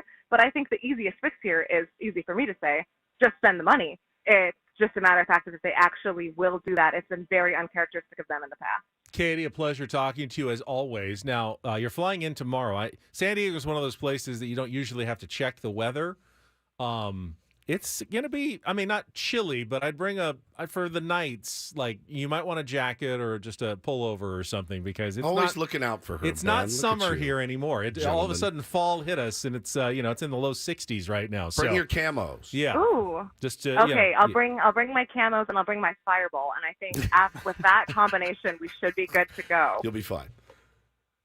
Katie Wu Guys, from The thanks so Athletic. much. Thanks, Katie. Thank you. Katie on our Premier Chevrolet of Carlsbad fan hotline. Save money the right way with Premier Chevrolet of Carlsbad. Visit them today in the Carlsbad Auto Mall. Chevrolet, find new roads. What's your thinking on Fireball? Oh, I'll drink it. I had a shot Saturday morning at 9 a.m., which is very unlike me. Hold on. What's that? So I was playing at the GOAT, and it was one of the monthly tournaments, and I was playing with Bobby. Bobby is known for he's got the little bottles. The little tiny bottles, and you make a birdie. You do a shot with Bobby. So I'd be sober. I thought, what the heck, might as well. So I did. I was a little woozy for a couple of holes, but I made it through. How'd you do on the next holes?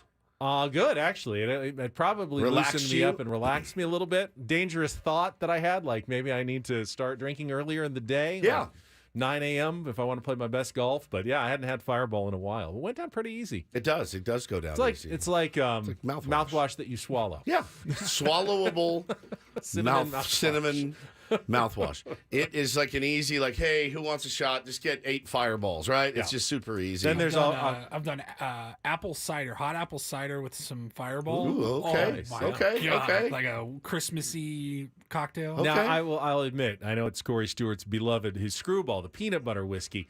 That's tougher for me. It's tougher doesn't for go me, down too. as easily for me. Easier for me. But I'm a big peer pressure guy, so I definitely have succumbed. I don't even taste the alcohol on that stuff. It's good. Dangerous. I'll drink it, but you shouldn't have him make you some of his rum punch.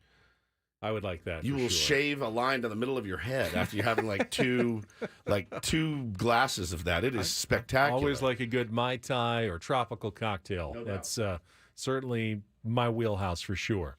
Let's see. We've got 2 more hours to come. Paul wanted me to remind everybody that if you want to qualify for the getaway to Vegas, you're listening for me saying one of the specific song titles we had in Real or Fake. This is not the cue. Okay, this is so not don't the call cue. now. Don't call now, but if you hear this, Stink Fist. And Paulie reminds everybody that he can play it at any time, including during our stop sets. I'll just say it right now. I will play it during a commercial break. It's coming during a commercial break, so you can't really go away if you want to win the trip to Vegas. If you hear it, call 833-288-0973. You'll qualify for the getaway to the Westgate. But could happen anytime in the last 2 hours. People are calling. That wasn't it. That's not it. Coming up next on 97.3 The Fan.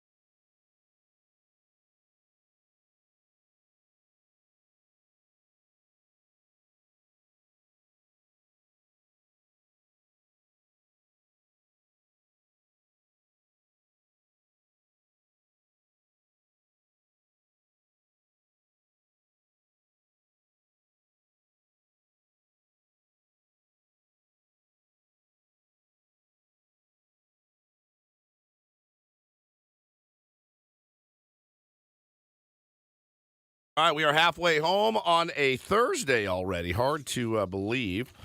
Thursday, September 21st. Ben and Woods, 97.3 The Fan. Happy fall. Happy fall. Is that today or is it tomorrow? today? I know. It's sometimes the 21st. Sometimes it creeps into the 22nd. God, I do love my fall. phone usually will I've tell got me. Saturday. Saturday, okay. Not until the 23rd fall starts? Okay. That is crazy. What's fall is creeping That's the wrong direction. That's the solstice. That's it, right? Yeah, that's the fall equinox. It's not a solstice. In spring and fall, it's an equinox. In winter and summer, that's right. It's a autumnal solstice. equinox. Yes, the autumnal equinox. Woods is Friday checking the out of our 22nd at 11:50 p.m. this astronomical conversation. I just right fell here. asleep. So anyway, great to be here with you guys. There's a lot of ways you can listen. We appreciate any and every multiple ways. It's fantastic. You can watch us on YouTube. Of course, your FM dial comes in crystal clear. The Odyssey app is an app that you can also use.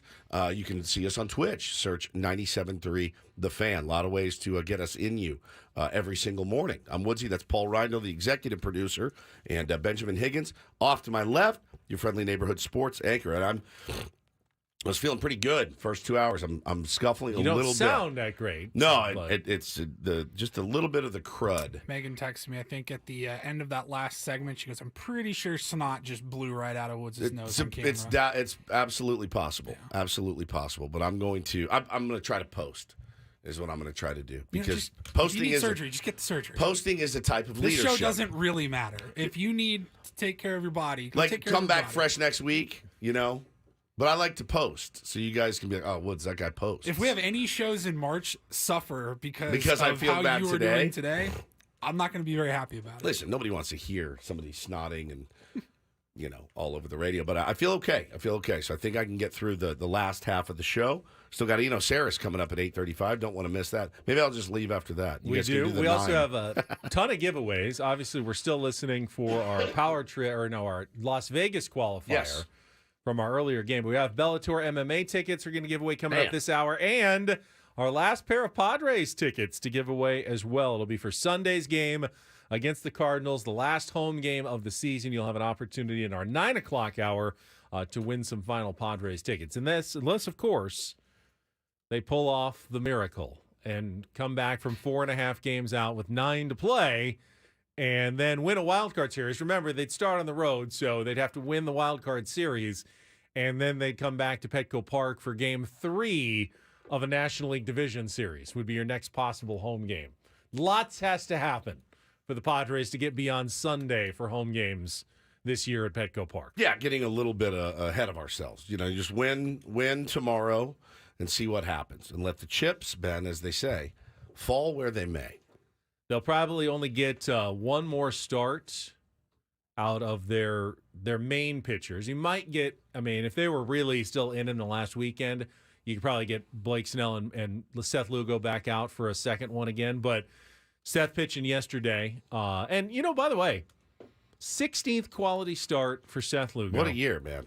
Gave up the 2 runs in the first inning and had some traffic. He didn't have his best stuff, but ended up striking out 7 and getting through the 6 innings. Got a couple of key double plays, and he did that all year long. He got pitches when he needed to get pitches. He was timely. And for on a team that wasn't very timely, Seth Lugo always seemed to be pretty timely. Is he the most dominant starter you're going to find? No. He screams number 3 or 4 pitcher to me in a good rotation, but not someone you'd ever worry about having on your team. I've enjoyed watching Seth Lugo this season, and I'd love to see him come back next year. Obviously, that's another decision the Padres are going to have to make, given the ramp up in the innings that he had, the fact that he'll almost certainly opt out of his contract and hit free agency, and he'll have to be bidding against other teams. What do you think you could expect out of Seth Lugo next season? Do you think it's, hey, he pitched more this year, he's just going to even have more innings next year as a starter, or will the amount that he's thrown this year, like, what is it, double, getting not quite double last year, but getting close to that, is that going to take its toll? And might he take a step the other direction next year? Yeah, I think we were all kind of waiting for the shoe to drop on Seth Lugo, and it never really did this season. And Yeah, I don't know. Again, one of those tough decisions. They're going to have to look at Benny and think, well, who else is out there? Who else can we get? Who do we have coming up, if anyone, that's ready to go, next season? Because you hear all these executives and all these pieces that are written. We talked to an executive from another team, and he said, hey, listen, not going to surprise me if these guys win 100 games next year. Yeah, I don't know that they know the inner workings truly of what the Padres contract situations look like, because as it stands today, knowing if Waka opts out, if Lugo opts out, Blake Snell leaves in free agency. Martinez could still be an opt-out. Sounds like we'd be lucky if they win 40 games. Correct. Yeah, you have any pitching. You have Yu Darvish coming off of an injury. You got Joe Musgrove coming off of an injury. Injuries. Let's say everyone's healthy and that are under contract. You, Joe, Avila. Waldron and Groom. Who am I missing? Other than like the minor league guys, the Snellings, but right. I don't Are they expect ready? They're going to be there right at the beginning of the year. Yeah, I mean, now if everybody opted out, you can say, well, then they'll have some money to go sign someone else because they've cleared a lot of salary. Everything that we've heard seems to be that the Padres are going to cut back on payroll a little bit next year. Both articles written this week that we've covered extensively indicated that. I'll ask Eric Grupner that tomorrow. Would he know that? What was the reported number? Like they want to drop down to about 200? So, yeah, Eric Grupner is going to be our Friar Friday CEO of the Padres guest tomorrow at 8. I would say he almost certainly does know that, but we'll also be able to plausibly deny that he doesn't know that. That's fair. And now that I've given him this heads up, he has 24 hours to prepare. But we will ask him about it.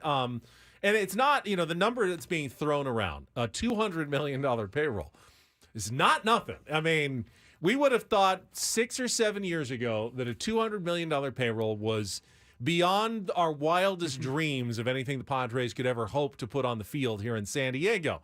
And now we're looking at it as a major step back, like, oh, my God, we're tightening our belts. We're going down to a $200 million payroll.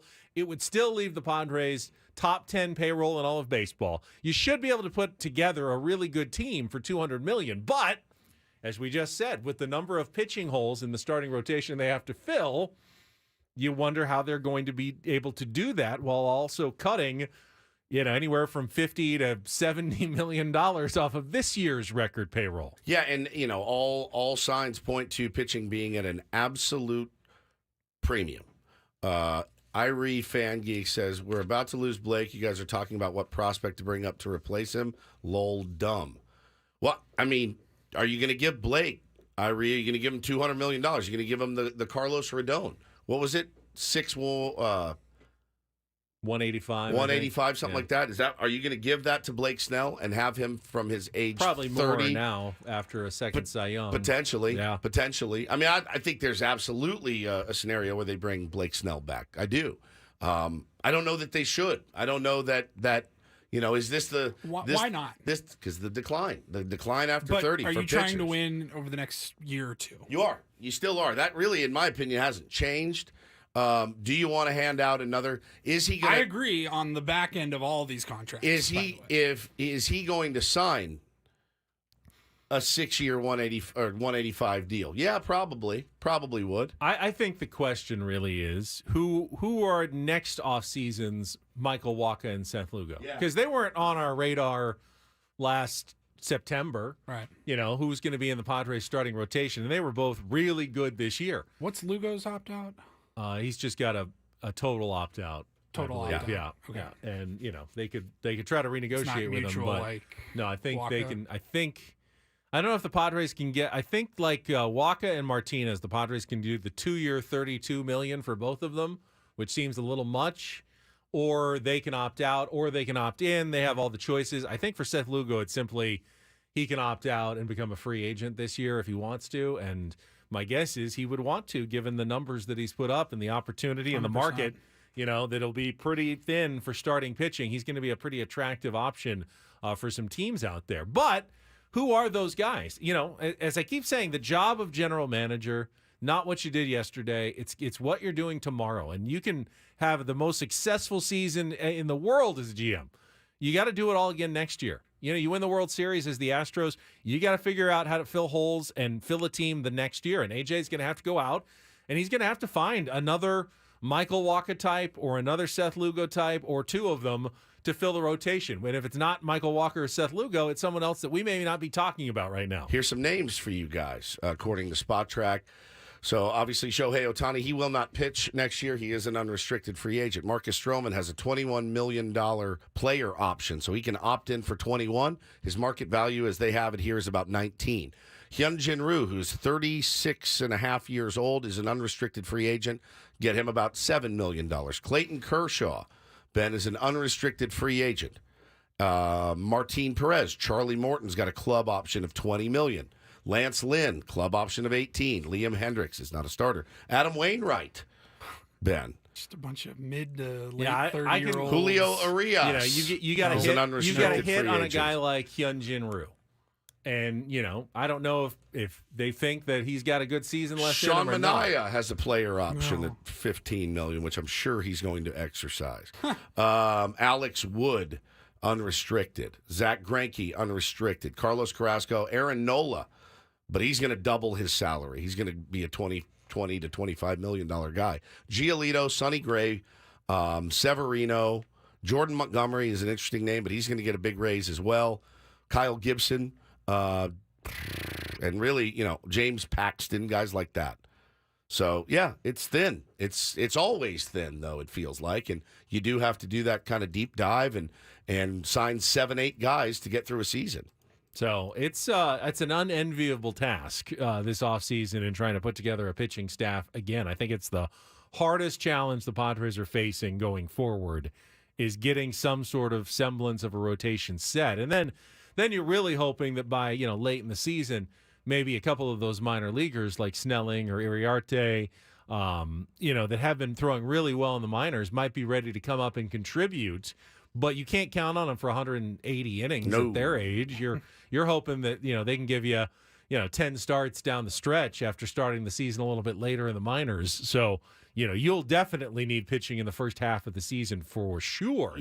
Somebody made the point yesterday on Twitter, like, oh, it's a foregone conclusion that Blake's probably going to end up wanting to go home to Seattle, and somebody laid out the Seattle pitching rotation and like the control that they have for it's crazy. Like not that you would ever say but you might say to a $25 to $30 million a year guy when you're like, we've got Castillo, we've got Gilbert, we've got all these studs coming up. I don't know that we need to allocate our money to Blake Snell, even though he's coming off of a Cy Young. I do. There will be a massive market for him. I mean, a massive market. Will he get that kind of money? He's got the right agent to do it. He's got the best agent to do it. But I believe that agent also had Jerks and Profar. Not that they're had the same type of seasons, but you know what I'm saying. You never know. You never know what's possible. I mean, a team might look at it and go, "Hey, man, you walked a lot of guys." Of course, they're going to. They're going to say, "Hey, are you going to be that good?" Because I don't want to say get lucky. Are you going to be that good again? Can we count on that with the control still being a little bit iffy at times? Can we count on that for the next 5 to 6 years?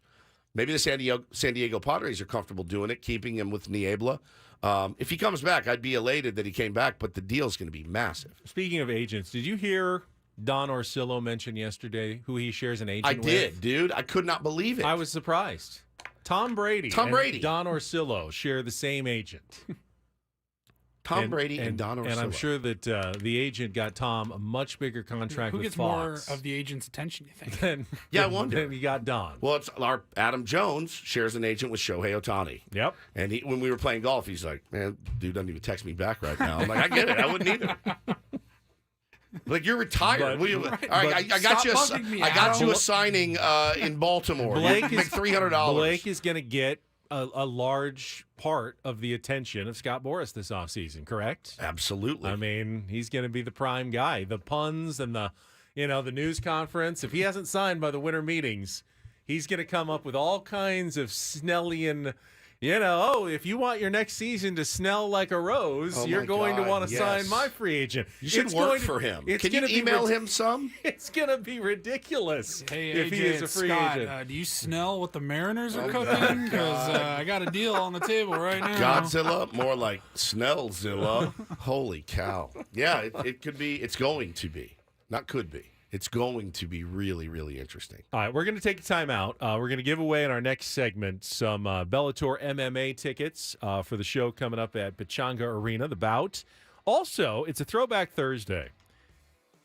Do you guys remember when we were, were we catfished by Joey Votto? Is that the proper use of the term? I think you can say lied to. Yeah, lied to. We will revisit that conversation with someone we really like. How come we like him so much if he actually just lies to us, to our faces? He was having fun with us. He was. That's coming up next with Ben and Woods. But after it ended up not being so fun for us. bit us in the ass. bit us in the ass. Exactly. Yeah. I mean, we can be really cool. bitter about Joey Votto. You Really always cool. speak quite highly of the man. We'll be back after traffic here on 97.3 The Fan.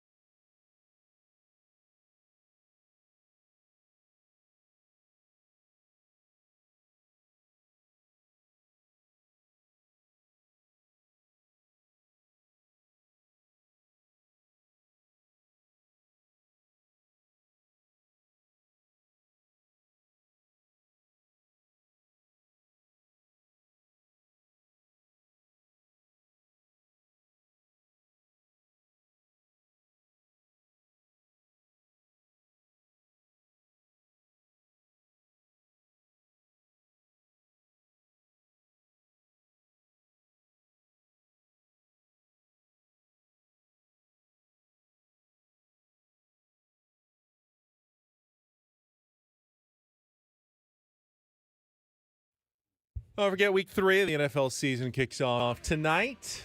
4:30 is when coverage begins. The New York Football Giants, which you don't really need to say anymore because the New York Baseball Giants have not existed in, 70 years? They're taking on the San Francisco 49ers, where the San Francisco Baseball Giants now play also. Yes, in good San point. Francisco. Where's the game tonight? Candlestick Park. No, it's in San Francisco? Santa Clara. Yeah, Levi Stadium, yeah. What's the line? 10.5. 10.5. 10.5 now. God, it's a big number. I could see the Niners winning by 30. That second half that the Giants had on Sunday gives me pause. Yeah, because up until that point, they looked like the worst team in football. Money history. line is minus 580.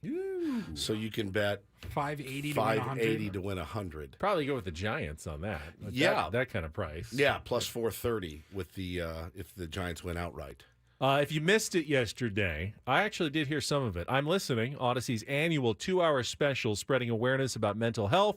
You just want to listen again, you can hear it on the free Odyssey app. It is now streaming. Heard Carson Daly and some of the other hosts, celebrities. I was just popping in for a few minutes. Definitely a good thing. How was it? It was good. Yeah, I mean, good tips, like things about cyberbullying and tips. You know, if you've got kids who are getting cyberbullied, or if you're getting cyberbullied, It's happened. Yeah. It does. You know, ways that you step can away for a while. They say, it's easy to just say that, but what are the tools that make you successal? You were great. Yeah. You did a good job. It helped. But it's hard for people, and that's what they talked about. And I thought, this is good stuff. It is good stuff. I got some people in my life that are just going through it right now. Talked to 2 of them yesterday, and I had my therapy yesterday as well. I go every week.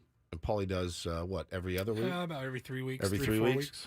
And both of them, I said, hey, we have these conversations a lot. We do, and I'm always happy to take your call and walk you through it as best I can. I'm always here for you. But both of them, I said, you've got to find somebody. Like today, I'm not a professional therapist. I play one on the radio sometimes, but I can't do it by myself. You got to go on your own. I mean, some really heavy stuff, too. And I just said, there's no stigma. There shouldn't be any stigma. Walk in there, sit down, pour your heart out, and get some tools to help you. And it's to me now, not only do I look forward to it, I mean, I've turned down, John yesterday down the hall was like, bro, I got a sick ticket to the game today. I go, I can't, man. I got therapy at 3. I don't miss it. When I went out of town, I was like, all right, I'm going to get through this week, and then I'll get back and do it.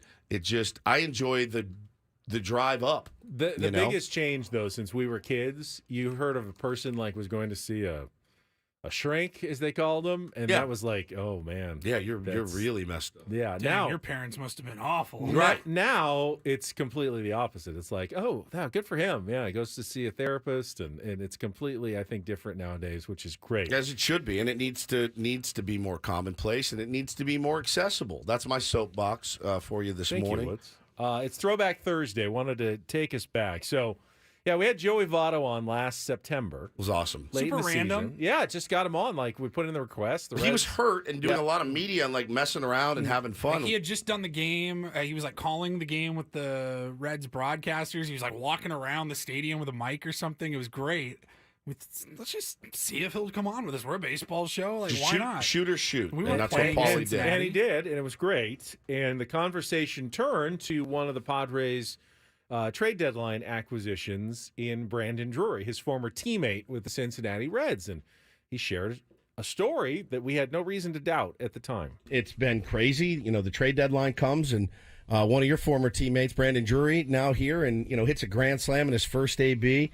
It's just incredible. Just been incredible to cover and watch every single game. No doubt. And boy, what a weirdo you guys got. Did we? Oh, now I need to know more about Brandon Drury. Spill it. He's very quiet. He's been kind of quiet since he got here. Quiet? Oh man, he must. So it sounds like he turned the volume up. He went from completely sucking in noise to quiet. That's it's like a black hole with us. It's funny. I'll tell you a story. And So he he occasionally wears his eye patch for like this vision drill, and it helps him. He needs it. And so one day I go, can I wear the eye patch? And so I put the eye patch on, and like he said, you have to do these specific drills and wear it for X amount of time. And that day, I actually have a picture of it, and I'm not going to post it or anything like that because I don't think that's a good idea. But I ended up homering that day, and so we get done with the game, and I go, hey, dude, you think I can wear that eye patch tomorrow? And he's like, no, you're not allowed to wear it anymore. It's my eye patch. Oh, my God. You only get one day. One day. That's amazing.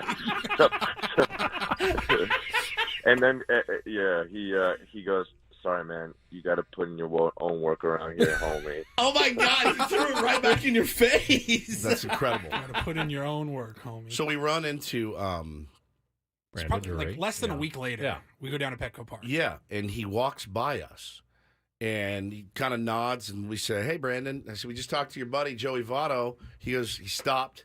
He's about 15 feet from us, turned around.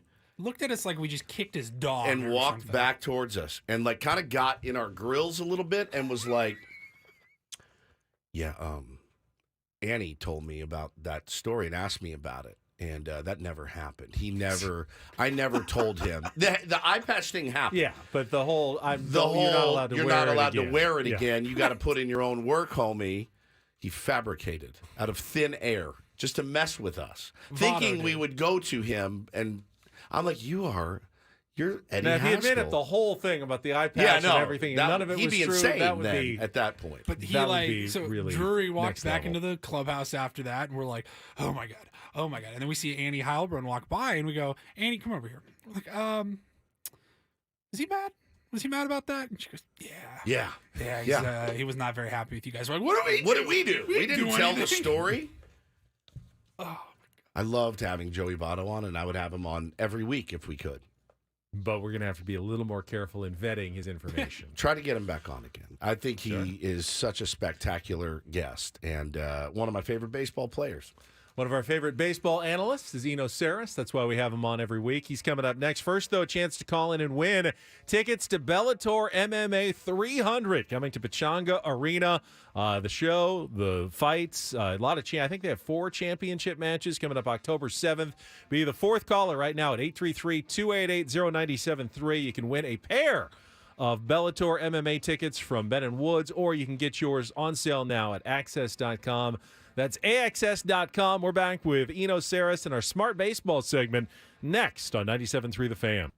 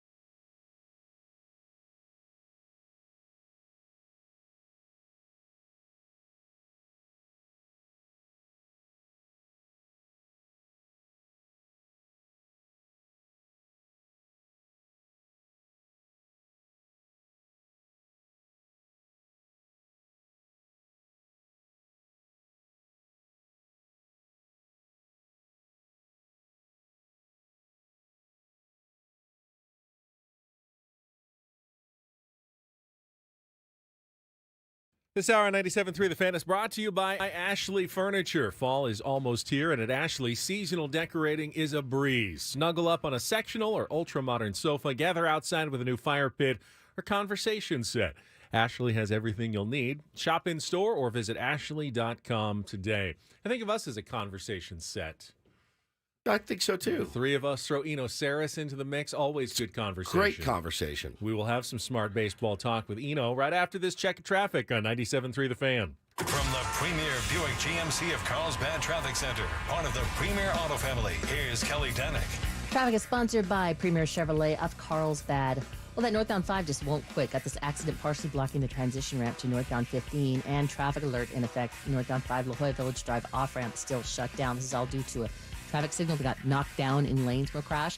And on the coastline, northbound 5 at Aliso Creek Rest area, that jackknife big rig still causing some headaches. Left lanes are blocked, 2 right lanes are open. Now we got northbound 805 jumping into the act right before Market Street. There is a collision that is over to the right shoulder.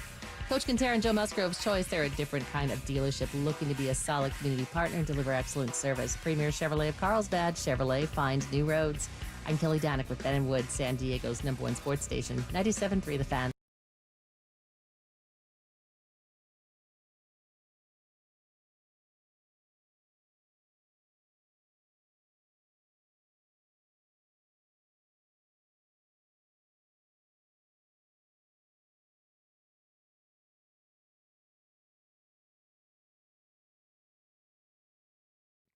We are nearing the end of the regular season. Just 9 games left for your San Diego Padres, who are still not out of it yet. And we are joined right now by the Athletics' Eno Sarris, with us every Thursday at this time. Good morning, Eno.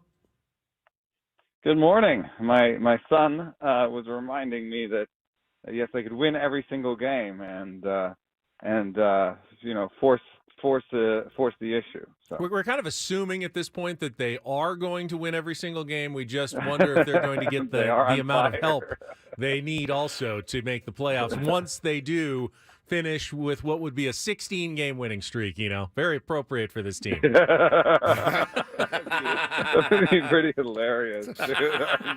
Well, define hilarious, because it doesn't feel very funny at this point. I said it the other night. You're seeing the response. Of course, you like seeing your guys win a baseball game, but the typical response from Padre fans these days is, "God, I hate this effing team." Ha ha ha ha ha. Like they're just it's again it remains confounding. But there's not much to read into it other than they're winning some baseball games now, which they weren't before. Yeah, well, I mean, you just wish you're just like, where was this a couple months ago? That's it, man. Every day. Where's this team been? If I see it one more time, I'm going to lose my mind. Let me ask you, if you had a vote for the National League Cy Young Award, does it belong to Blake Snell now? Are you convinced? Yes. I can talk about it because my vote is for the AL side. Oh, you do have a vote. You do have a vote. For AL side, but not for NL. So I can talk about the NL. I think I would. I caught some flack for talking about some of the flaws of ERA. I don't necessarily just stop at ERA, because I think that every out on a ball in play is a team out. And so just figuring out, who gets the credit for every ball in play is kind of difficult. And so I'm not going to look at ERA. Another example, I think, of why ERA is flawed is if you think about errors, they're maybe the worst stat in the game. Nick Castellanos has 0 errors this year, and every other defensive metric says he's like one of the 3 bottom guys in the league. And to make this relevant to the Padres, Fernando Tatis has 6 errors, and he's probably the best defensive right fielder in baseball. So, I think that leads to ERAs not always being a great measure to go with. But if you just look at runs allowed, strikeouts, I think if you look at the whole package, now Snell has like 60 or 70 more strikeouts than Steele. He's allowed fewer runs. I think I'm gonna go with him. Yeah, I had to laugh the other day when I think it was a Yankee fan, but he was tweeting like, "Hey man, this is not sustainable." And I said, "No, it's already been sustained. Like, it's done. It's not this. This is consider this all the sustained. walks, Yeah. he said, you can't sustain this. Well, too late. He did. He literally did. And it. I'll tell you. They're focused on the walks, I guess. Yeah. And you can't you have success when you walk that many batters. And the on while base we rate. would have said that at the beginning of the season, at this point you can't say it's gonna blow up in his face at some point. It didn't. Yeah, it didn't. he sustained it. He sustained it throughout the course of the season. I mean, I think he's also sort of proven that this works for his whole career. I mean, it's not like he's always had walk totals this high, but he's always walked guys, and I think that's just part of the package. In fact, my 11-year-old son actually got the chance to interview Blake Snell while they were up here in the Bay Area. And I'd been taking 4 questions from my son Felix to the ballpark and asking a bunch of players his 4 questions, but he got to ask Snell those questions up front. And then I snuck in some questions at the end. I said, you haven't had your slider all year. You really just got it recently, because you look at the movement on the slider, it was off for the first 2-3 months of the season. And he said, yeah, well, that was all right because it made me focus on my curve and my change. And if you look at what he's done this year, he's mixed his pitches more than he has in the past. And I think that's led to some of the walks because he doesn't command his changeup as much as he did his slider. But it's also led to a really great season. So, you take some lumps with it. It's not the perfect season of all time, but it's the best one in the NL this year. Talking to our pal Eno Sarris from The Athletic here on Ben and Woods this morning, and it's a debate that we're going to have until he's either re-signed or in a new uniform. Eno, kind of the thing that we were talking about maybe a couple of weeks ago was, look, we've had a hard time here, the Padres front office, of saying goodbye, at the right time and extending guys maybe you shouldn't and giving them maybe too much money when you didn't have to. And I do wonder kind of where you fall with Shohei not being able to pitch next year, with Stroman having the potential to opt in for $21 million for the Cubs. Blake Snell is far and away the best arm on the market, I think, in my opinion. Do you bring him back? Do you, knowing who his agent is and all that, is that something you're willing to commit long term to? Yeah, it's a really interesting question. I have a feeling that the market being the way it is, the fact that he's clearly the number one arm, and coming off such a great season, I have a feeling the market's going to push it a little bit further than I want. One reason that it's just the truth with him is that, in every 4 seasons, he has 3 seasons with about 120 innings and 1 with 180. And that's just been the story of his career. So I think that's something you have to factor in. You wouldn't give him something like a Garrett Cole deal where you gave him all those years because he'd been healthy his whole life and, he'd been putting up big innings every year. So it's going to be something that I think looks more like the 180 that DeGrom got over more years, maybe 180 and 6. And while I think he could be worth that, the putting 180 and 6 on this team, I think is maybe not going to work. So I think it's much more likely that they shop in the 1-year category. Maybe try and convince somebody like Lucas Giolito to take a 1-year deal to bounce back. They have, and then hope he actually bounces back. Yeah, then pray that he bounces well, back. it worked. It worked a little bit with Lugo and Waka. Yeah, it did. No, we talked about that earlier. You need to find the next Lugo and Waka this offseason. I think that's the idea. And Giolito, his biggest problem is homers. And one of the things that San Diego can offer is that it's played really pitcher friendly over the last 2 years. And, do something like what the Giants have been doing, which is offer all the bounce backs or the guys who want to establish their value, offer them a 1-year, $18 million contract or 1 year, 18 with an option for 18. I mean, that's Manaea. That's, Stripling. That's all these guys they have up here. So, I think that's the bin they're going to be shopping in. Talking to Eno Sarris from The Athletic. And I'm actually curious, as you said, you had that American League Cy Young vote, and I know the Baseball Writers Association doesn't want you to discuss that, so I won't ask about it, but I'd imagine that means you've had votes on different awards in the past. Yeah, and the one I hate the most, there's one I really hate, and hopefully I've done my time and don't ever have to do it again, Can you guess which one I hate the most? Let me think. Comeback player of the year. No. Rookie of the year. One of the main suites. MVP? No. Manager of the year. Manager. That is a tough one. Good one, Paulie, atta Paulie. boy. Yeah, that is a tough one. But I'm a numbers guy, and there's just really no real way to use numbers to do manager. it's such a narrative award. It's just narrative, narrative. What is your process, though? Like The let's most say, handsome. when you Skip have Schumacher. when you have an MVP vote, though, I mean, how do you break it down? How much consternation does this give you when it's time to write down that ballot, top 10 in each, in your league, whatever it is that year? That's got to be it's got to feel like a pretty big weight and responsibility. Oh yeah. I relish it though. I think it's important. The players think it's important, and I do actually. Some people have been yelling at me that because I haven't played professionally that I'm not qualified to vote. I in fact think it's different. How many of the Writers Association of America have played professionally? By the way, but it's also given by the writers, so it's our award, right? But on top of that, if you asked Jake Cronenworth to vote on the AL Cy Young, like how many times has he seen Garrett Cole or Kevin Gausman fish this? Right. Probably not much at all. So, yeah. So I don't really get with that. And for me personally, I've spent 15 years studying pitching and have come up with my own metrics. And I think that is someone you would want to vote on something like Cy Young. But one thing that won't surprise people is that my process does begin with wins above replacement. I think it's a really good structure that brings in all the different things that players do and tries to put it in one value. But one thing that might surprise people listening is that I don't just use that because I don't think it's relevant to a decimal point. So, for example, if you look at NL MVP this year, you've got Acuna and you've got Betts, and they're within like 0.1 WAR of each other.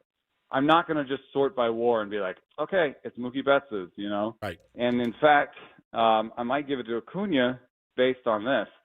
I trust offensive statistics better than defensive ones. And so if there are two players that are basically tied in WAR, then I'm going to then move over to the offensive statistics and see which one is better on offense. And for example, I trust park factors are really difficult. We've talked on this show about how Petco has played so differently if you look over 5 years or if you look over 2 years or whatever. And so park factors are really difficult. So if they are then tied on park adjusted factors, I might look at raw factors and just be like, who actually has the best OPS, and just assume that maybe some of the park factors are messed up. So, that's the sort of process where I will start with WAR, but WAR is like a bucketing thing for me. It's like, let me find the best 2 or 3. Okay, I found the best 2 or 3. Thanks WAR. Put it aside. Now I got to dive a little bit deeper. Do you put any stock into team success, even though it's an individual award? Because I know some writers will say, well, it means more because he did it for a playoff team, whether it's a pitcher or an MVP. Obviously, manager's a different story, but does that factor in at all for you? Like, hey, they finished in last, and this team finished in first.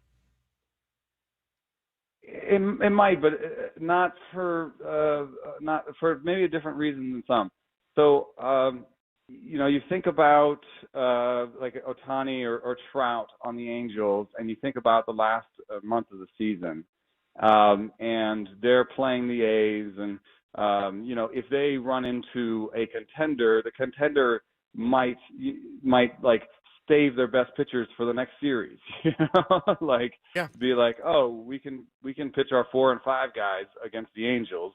And we're going to save our number 1 for the Dodgers series that comes right after it, and that's literally something that's happened this year. Like Charlie Morton could have pitched, I forget what the series was, but they saved him to pitch against the Phillies. And that this is the type of thing that happens with contenders in the last month. So I would say that if I had something that was kind of a close, that was a tie, and one was on a winning team and one was on a losing team, I might look at the numbers on strength of competition, right? And that might show up. That might be something where the guy who's on a losing team just didn't face good pitchers down the stretch, and that might have allowed him to pad his stats a little bit. So that's something that I would look at. God, it would drive me crazy having to make these votes. I would just vote for most handsome is what I would do. Most handsome Skip manager. Schumacher wins manager of the year Skip every Schumacher single is year your for manager you, of the year. Well, it'd be him or Kapler, but I'm giving the nod to Skip. I know you're giving it to Skip. Yeah, You give it to Skip if they he win should 0-162. He should win it anyway. Thank you, buddy. We really appreciate you. Thank you. Interesting stuff. That was fascinating, actually. Thanks. Eno Sarris from The Athletic. Always. That was Eno Sarris, sponsored by 7 Mile Casino, featuring all of your favorite table games like California-style blackjack, poker, and baccarat. Just 7 minutes from the ballpark. Eno on our Premier Chevrolet of Carlsbad fan hotline. Save money the right way with Premier Chevrolet of Carlsbad. Visit them today in the Carlsbad Auto Mall. Chevrolet, find new roads. It kind of shows you that, you know, if you don't really know the stats as well as Eno does, there are stats for everything. Like, you can't a pitcher. I mean, the clutchness, you can't quantify that. It's all gut. No, I mean, if you divide it up enough, even he said quality of competition. If you go into the numbers deep enough, they will tell you something. They will tell you something about what kind of a season everybody had. And Blake Snell's had a fantastic season, and I tend to think that it's not even that close at this point for Cy Young Award. Yeah, Steele getting roughed up yesterday. Yeah. Started pretty hot. Struck out, I think, 3 of the first 4 hitters he faced. And then, man, after that, they torched him pretty good. So got to feel pretty good if you're Blake Snell winning that award. Yep. So being the front runner. And so I don't think that there's not much competition in the American League. Everyone says it's Garrett Cole. Yeah. He can't talk about it, but that one is more of a foregone conclusion. And for a team that's not going to the playoffs. Yeah. So there you have it right there. All right, we got 1 hour to go. We're still listening for that sounder in the break to try to qualify for the getaway to Las Vegas. We're also going to give away some Padres tickets coming up. Paulie's got a Reindl Report if you didn't miss it. What a finish in the Loyal game last night. I mean, epic soccer comeback. Talk about that and more coming up next on San Diego's #1 sports station, 97.3 The Fan.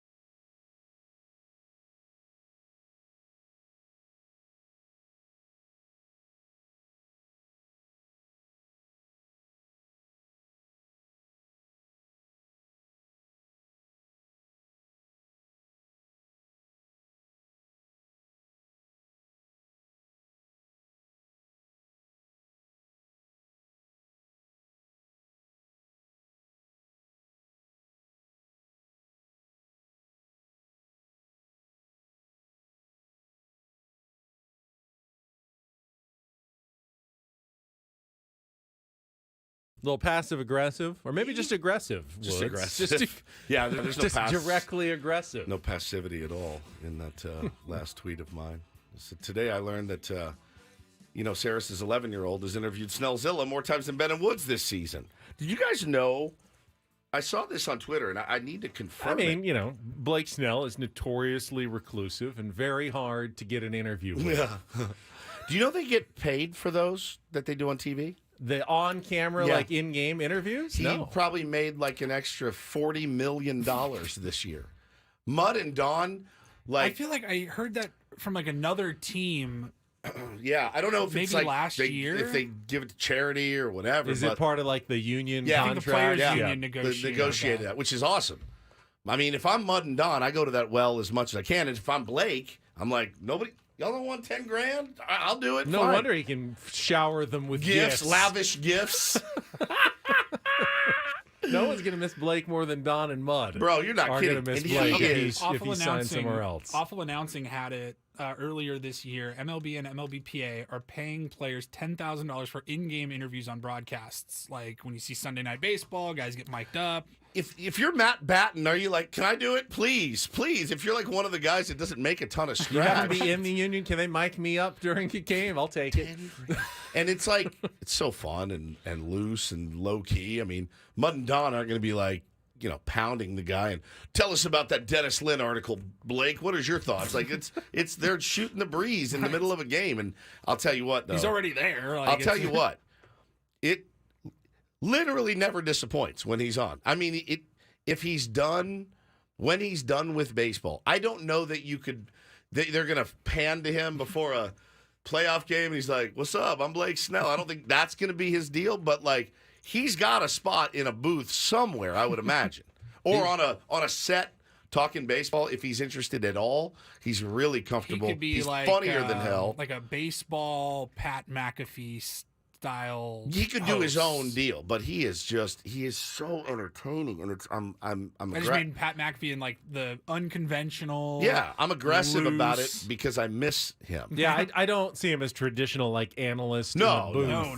Better than role, Smoltz but- immediately, I think. Definitely, he at least likes the game of baseball, so that's a win in his for him. But I miss Blake. I miss him terribly. We have not spoken to that man all season. No Padres baseball tonight. However, if you are jonesing for some Padres adjacent baseball, we have game 2 of the San Antonio Missions Amarillo Sod Poodles Double-A playoff series tonight. The Missions won game 1, so they can wrap up the series with a win. I know our Sam Levitt's very conflicted about that series because while he's a Padres guy, and he was with the Sod Poodles when they were with the Padres, he's also been with the Sod Poodles in other seasons as well. So he feels a lot of loyalty to that team that is facing the Padres. So they have their second game of their series tonight. If Double-A playoffs, if you're looking for something else out there, streaming somewhere, I'd imagine. I always see them on Twitter. I get highlights on Twitter as soon as they happen. And This is how basically I follow it. Pod's Diamondbacks, right? Yeah. Diamondbacks are the Sod Poodles. And Correct. yeah, Sammy's got some love there, certainly. But, Sammy, you need to fall in line like a company man and root for San Antonio. Yeah. Right? I think so. I'm going to be probably watching Monday Night Football, hopped up on... Sammy has to remember that he'll be at Thursday spring night. training next year. Today's Thursday. Hopped up on cold meds, as I was just going to say, Thursday Night Football. I mean, I I'm gonna guess be you watching could that. go back and watch I Monday. could. Night. I didn't Two watch a games. lot of it. Yeah. 2 games this week. Yeah, that's true. Yeah. Thursday Night Football is what I'm watching tonight. Prime. Oh, it's on Amazon Prime. Yeah, Correct. That's right. Yes. Can I just say, with Amazon Prime, I don't even know what his official role is, but Amazon linked up with Marshawn Lynch. Yeah. He's Like like a a content creator with content them. creator. He's not an analyst. He's not a studio host or anything like that, but he's doing features with Amazon Prime. And he, like his whole career, he hasn't missed yet. They just did a video where he went to like an Amish town, Like Pennsylvania Amish country. and it's Marshawn Lynch with Amish people. That's all you need to know. It's fantastic. It's unbelievable. Now You saw it, right? I watched the whole thing, and they asked him, Ben. We can play some of it. I think there's curse words in it. But they Amish curse words or real? curse no, words? Marshawn's. Okay. Marshawn's curse words. But they bring him into the barn. And first of all, it's him riding in a buggy. And he's like, oh, I see you on your, whatever, 30s or 20, whatever he says. But they bring him into the barn, and they're like, all right, so we're going to show you how to milk a cow. And he's like, I'm not doing it. I'm not milking a cow. There's no way. He wouldn't do it. I thought for sure he was going to get down there and, do the whole thing. Bro, this is great. Frijoles in the chat reminded me. He goes, hey, watch this video on my phone. And to the guy, he's like, are you allowed to touch this phone? It's so unbelievably great. You can put him anywhere. When he did the thing for Skittles in Scotland, and he was dancing in a kilt, I never laughed harder in my life. Like, he's just naturally hysterical. The way everything he says, man, just brings me to my knees. Try to find that, dude, if you can. There might be curses in there. See what I can do. I actually just Googled Amish cursing, and there's actually quite a bit of discussion on the topic online right now. Like? Well, I mean, they have like a translation. Like, remember yesterday's Jugman, like that word? Yeah. They don't use that word. They call it stream, weak tea, or pizzle instead. This is maybe my favorite info you've ever found. Weak tea? Weak tea. Like, I have to go weak tea? Weak tea. All right, next. Let's see. Instead of the big one, the MF one, they say David E. Smucker. What? This is what I'm reading here. What? Yeah. David E. Smucker. Just if you just want the F word plain, we you just say get fined in Fooey or Clinton. Clinton, you, man. They also you should go Clinton. Sheila Cops, Hades Bound, Doo Head. Say that, please. And Gark would be the S word. Gark. This is amazing. It's one of your better finds of all time. I have to adopt some of these. That would be helpful for me. Gark. Doo head? Padres played like Gark today. What a dog Gark call that was. You can say this stuff to an umpire and they couldn't run you. You're like, I didn't say it. Yeah, you said it in Amish. As far as you know. All right, let's get to the headlines. It's time for the Reindl Report. And get things started here with our today's edition of the Reindl Report. Now tuned into the greatest. Welcome to the Reindl Report with Paul Reindl. Hi, Paul. All right. 2 stories from the world of sports that we haven't gotten to yet. We'll start off in Major League Baseball. And 1 story that you didn't know you needed. Are you laughing, biatch? It's the Reindl Report. Hey, Paul, how you doing? Okay, how are you? On 97.3 The Fan. Are you ready to bless the mood? I need some help, please. That was good. Can I get a oh yeah? Oh yeah. All right. So good, man. I have secured the Marshawn audio. Just need to sift through it during the commercial break. Make sure it's clean. No problem. And all that. But we can have some fun with that later this morning. God, he's funny, man. Still got a couple segments left. Yes, Benny, your tease. Let's start with the local team, San Diego Loyal, last night. What a match for them. On the pitch. In their kits. They were down 2-0 at one point. And then late in the game got the equalizer. Oh, right? Yeah. This guy can't see too well. Where you at? No, Craig Elston over there. So it was 2-1, and in the 89th minute, the Loyal were able to tie it up. Great call from their broadcast as I pull it up right now. Down the flank. Donor taking on 1v1. Ball across, and it's in! It's in! San Diego level! Do you believe this? Nolani! His first pro goal! Can I just Great time for your first career Yeah, goal? Zavi Nolati, he's part of the developmental team. They just called him, I think he's like 18 years old. Comes in the 80th minute as a sub, and then in the last minute before stoppage time, gets the huge goal to tie it. The guy calling it, though, I don't know who it is, but generally, like, it's the hometown guy calls it for both teams because they don't travel. Like Jack Cronin calls them for here. To give that sort of excitement for the road team, I was impressed. That was a good call, but he wasn't done yet because the game wasn't over. No, that tied it. And then in the 92nd minute. Third minute of stoppage time. They have three minutes. So there's literally 15 seconds left in the game. I mean, this is the last shot at it, and buzzer beater. Wow. Is there something really magical here for San Diego? Corona through, out to Hackworth. Hackworth chipping, Conway, save, follow-up is in! Oh!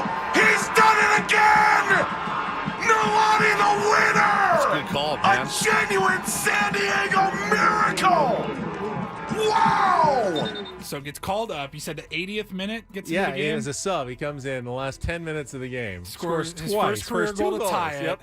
and then scores the game winner. And I don't know who that guy is, but he's working Monterey Bay FC soccer games. Guy deserves maybe a promotion at some point. Yeah, he's fantastic, that guy was terrific. That was really good.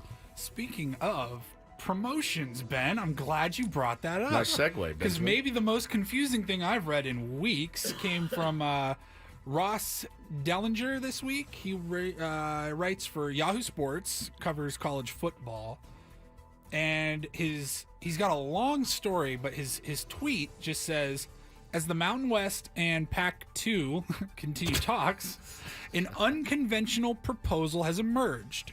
A two-conference relegation model like Premier League. It's one of many options and maybe a long shot in an exploratory stage.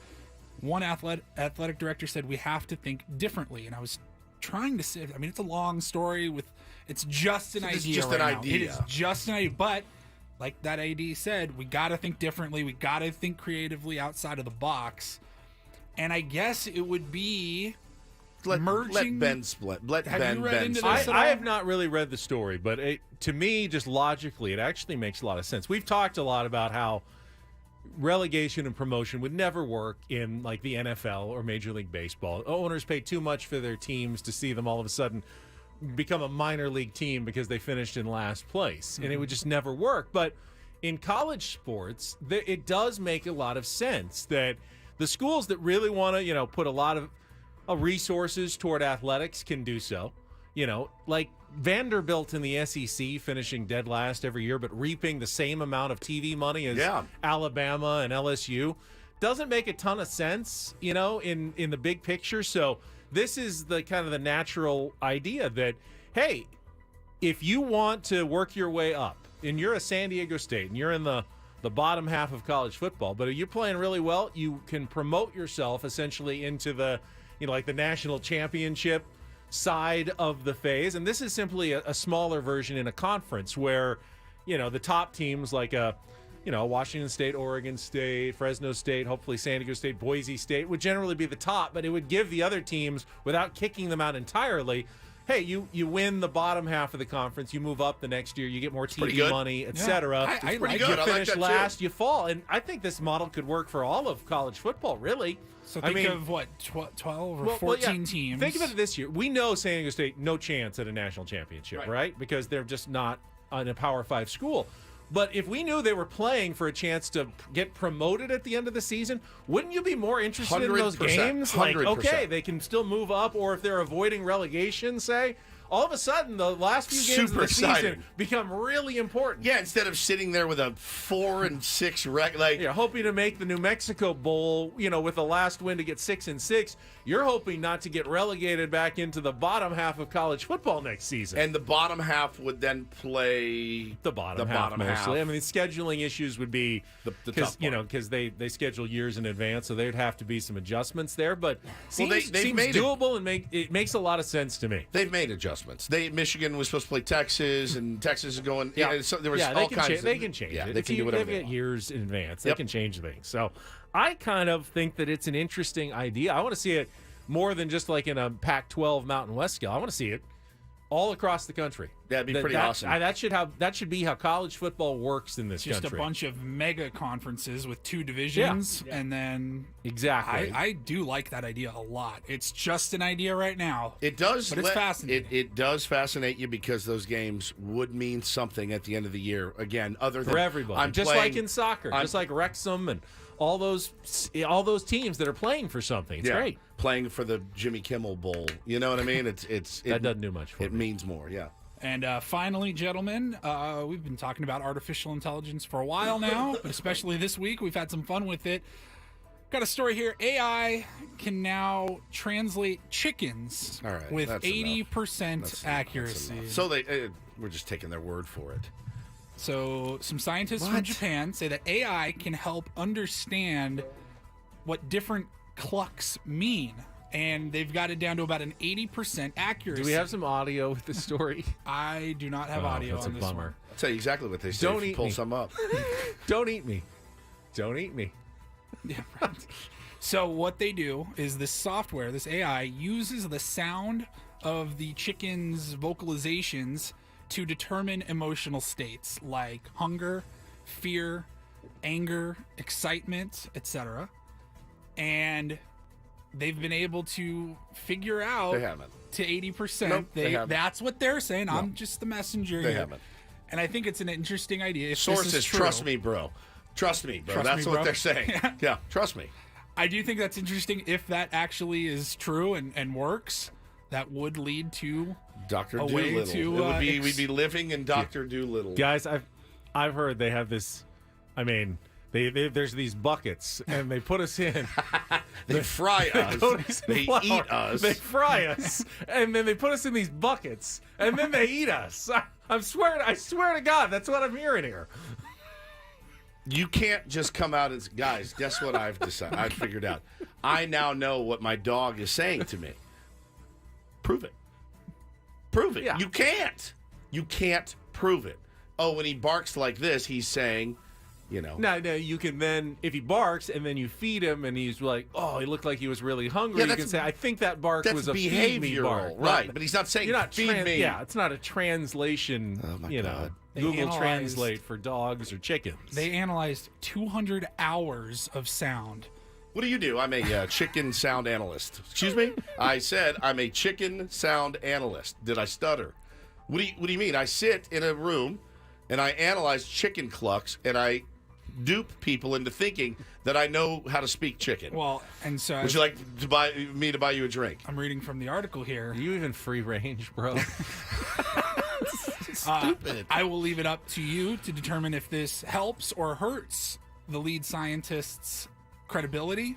But it says here the study was spearheaded by University of Tokyo professor Adrian David Czech, who is better known for his sex robot research. Oh, okay. Now that I can get behind. Not literally, but I can. That I understand. No, I don't think that would be the move. You can get You behind could. that, huh? I don't think I would. You could. I don't think that would That's be the how. move. I think that's how it works. Not with a robot. That is the Reindl Report. You may not want to, But you could. but you Sorry could. that everyone had to listen to that Garky segment from Paul. That was Gark. That was a Gark story. Chicken Gark. shut we'll, the David F. whatever his name was. I love Amish cursing so much. I love you because I love a good workaround, and so there's really nothing Adam can say. I can just say Gark, Gark, Gark, Gark, Gark all day. Gark Nothing you can do. Yeah. If you like suggestive intros, we've got our football threesome. Oh boy. Coming up next on a Thursday. Stick around. Back after traffic on 97.3 The Fan.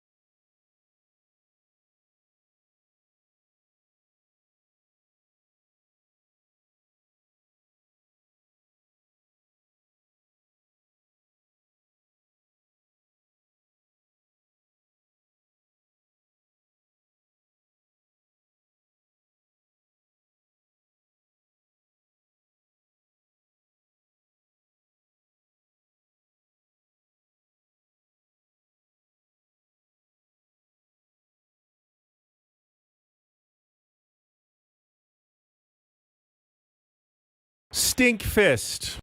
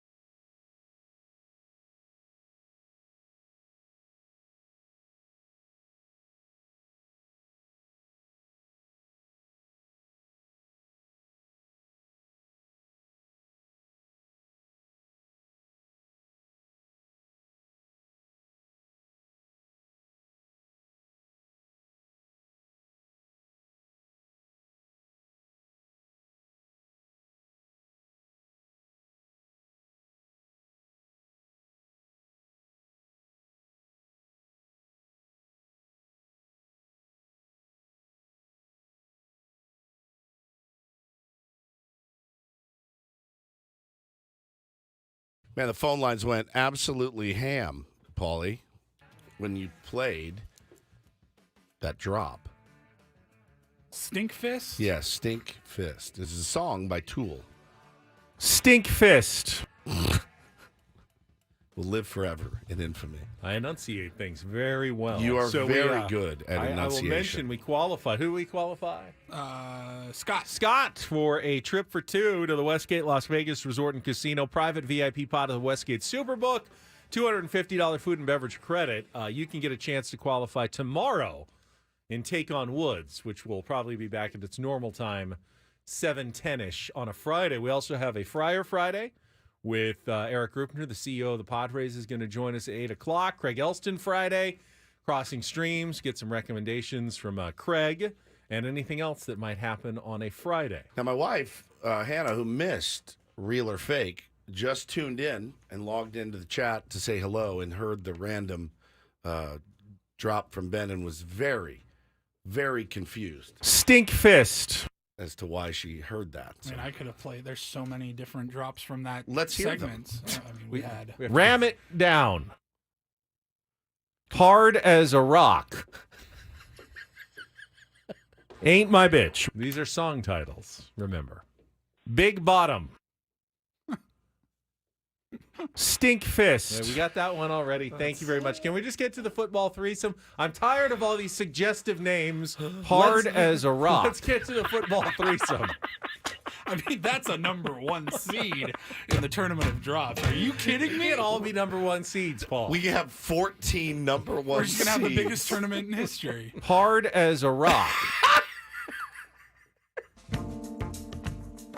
Can Ben and Woods something interest more you mature. in a threesome? A threesome would be fun. Oh, not that kind of threesome. Dang it. We're talking end-arounds, the best tight ends in the world. He must work out. And going all the way in this game of inches. Nice. It's the NFL Threesome with Ben and Woods. Brought to you by Hamul Casino. Fun above all else on 97.3 The Fan.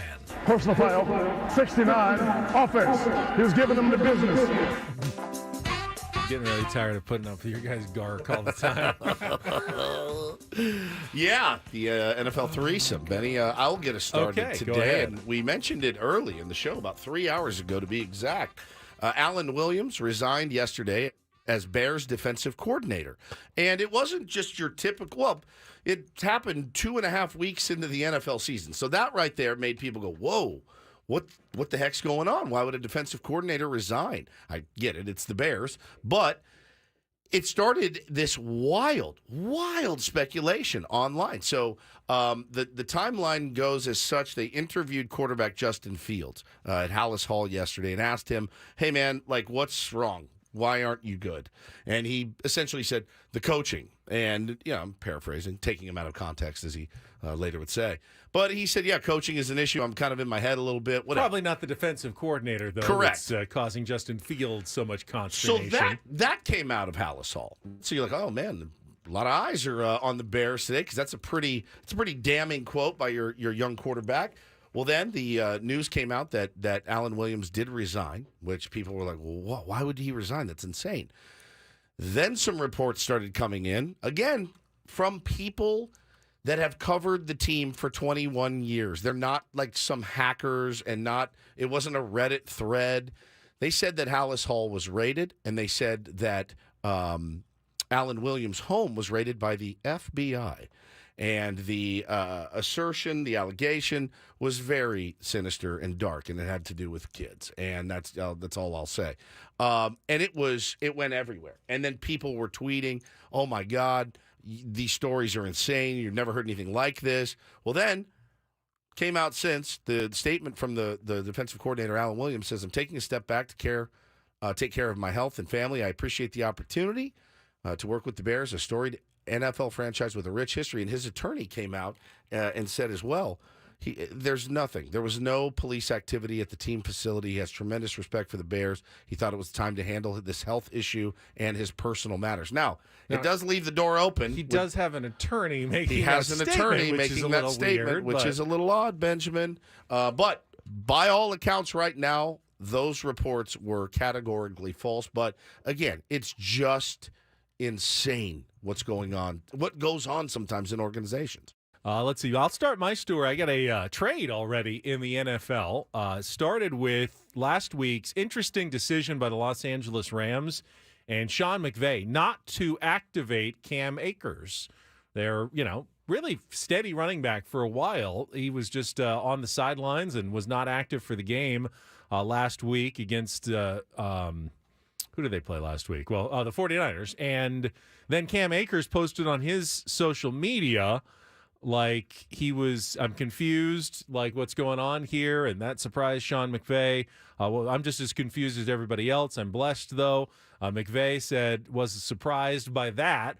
Well, ultimately, they just decided to trade Cam Akers, and it happened yesterday. He was traded not to one of the teams that just had a giant running back injury. You were thinking, oh, well, maybe he goes to the Cleveland Browns or New York Giants. Saquon Barkley's out. Now it's the Minnesota Vikings who acquired Cam Akers. They've had some trouble with their running backs this season. They have an NFL low 69 rushing yards this season in just their first 2 games after letting Dalvin Cook go in the offseason and putting Alexander Madison as their starter. So they're hoping a little depth will help get them off the schneid at 0-2 this week. And I am now a big Cam Akers fan. What's because that? the Minnesota Vikings are facing the Los Angeles Chargers. Oh, yeah. This week. One team is going to be 0-3 and pretty much done. Yep. 2 teams that had absolute playoff aspirations, and one team is going to be on the verge of done and toast after Sunday's game between these 2 teams. So, big game this weekend between the Vikings and the Chargers, and Cam Akers going to add a little depth to the running back room for the Vikings. Wasn't much of a trade. It was they just swapped picks. Like, you give us your 6th, we'll give you our 7th, and Cam Akers. Yep. So, it was it seems like a minor trade for a guy who was on a lot of fantasy teams and was a contributor last few years. And the Browns ended up signing Kareem Hunt, bringing him back to replace the injured and out for the season Nick Chubb. Paulie? And third story, just kind of looking at tonight's game, Yeah. Thursday Night Football on Prime Video. TNF. Speaking of Prime Video, did get the Marshawn Thank you. audio That's if you want to coming play up that next. But San Francisco hosting the New York Giants. Giants 1-1. San Francisco looking to move to 3-0. I made San Francisco my survivor pick. I switched back. That was my took first the Chiefs pick. again. Yeah. Then I was like, I'm taking the Chiefs and the Bears over the Bears now. And then when Ben said that he took the Chiefs, Part of it is fade Ben on also, that one. I know the 49ers are going to be playing the Cardinals twice still. Yeah. So you can save them a little bit, maybe. I don't know. I'm not that good at this either. 10.5 is a big number. Yeah, and I that's don't the have to spread pick them tonight. to cover. No, it's in just got to Survivor be pool. just basically winner. That's a big number, but Giants are going to be without Saquon Barkley. Yep. I think San Francisco's looked as good as any team in the NFL so far through 2 games. I agree. Probably buy it down. Yeah. That's the NFL threesome.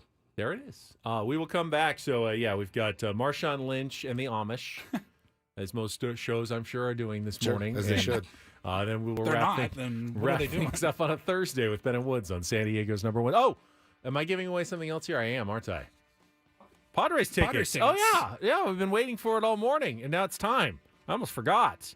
We got the last pair of tickets in existence, or at least the last pair that we're giving out this season for Sunday's Padres-Cardinals game, last home game of the year. It's also Hispanic Heritage Weekend at Petco Park. You can get your tickets at Padres.com/Hispanic Heritage, but you can win a pair right now. Be the 6th caller at 833-288-0973. 6th caller, 833-288-0973. Last chance to get out to the ballpark this season. Good luck, and we'll be back after this on 97.3 The Fan.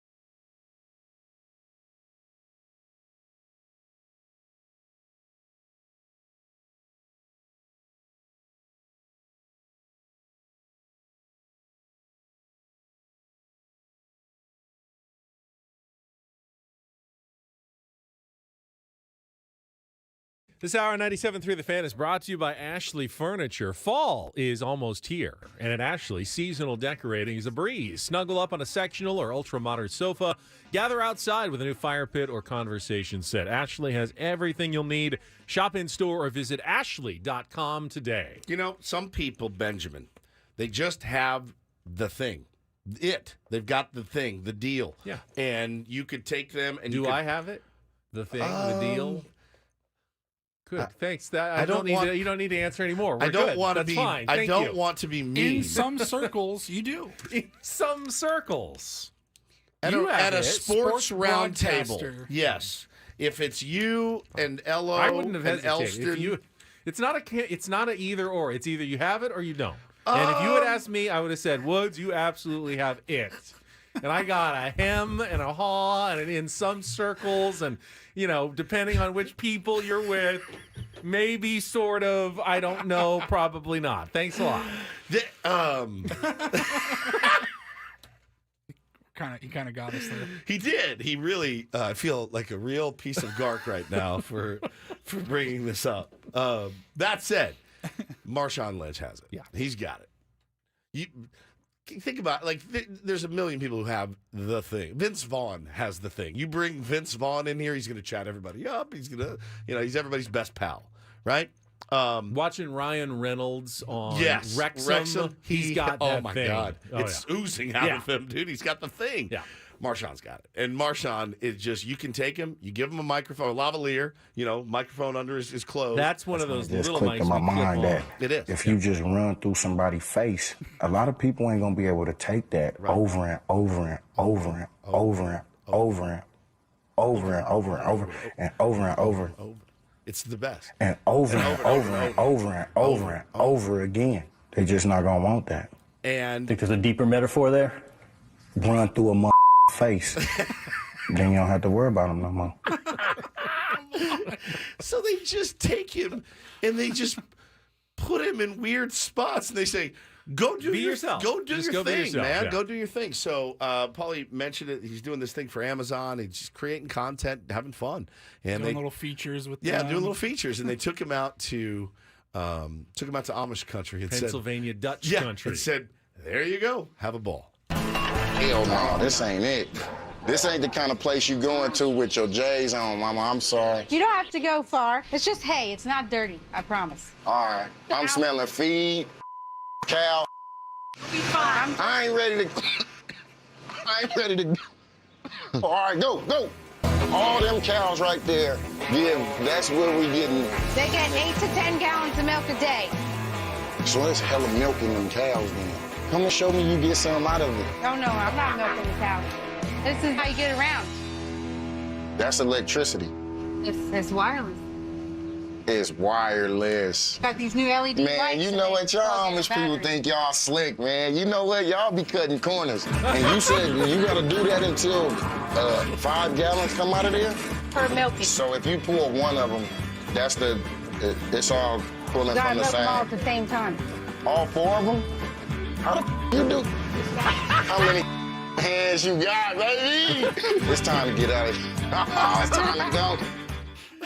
It doesn't even do it justice. No, you gotta go watch it. video. Go find the Now, video. I can't see the video, but I'm imagining. So, do they have like a battery-powered milking machine or something? And they're like, hey, it's not plugged in. We're okay. It's not electricity. There was a light. It was just a light hanging. But Yeah. it was powered by battery. Yep. And so that somehow it's okay if you're Amish to use a battery-powered light. Correct. But not if you're actually plugged into the grid. Then it's Yeah, not they're not okay. in the Stone Ages there, that's- Ben. They they're do need supposed to be, lights. though. I know. I get it. But man, It's what candles and lanterns are for. he is just so freaking funny, dude. I could watch him in any situation.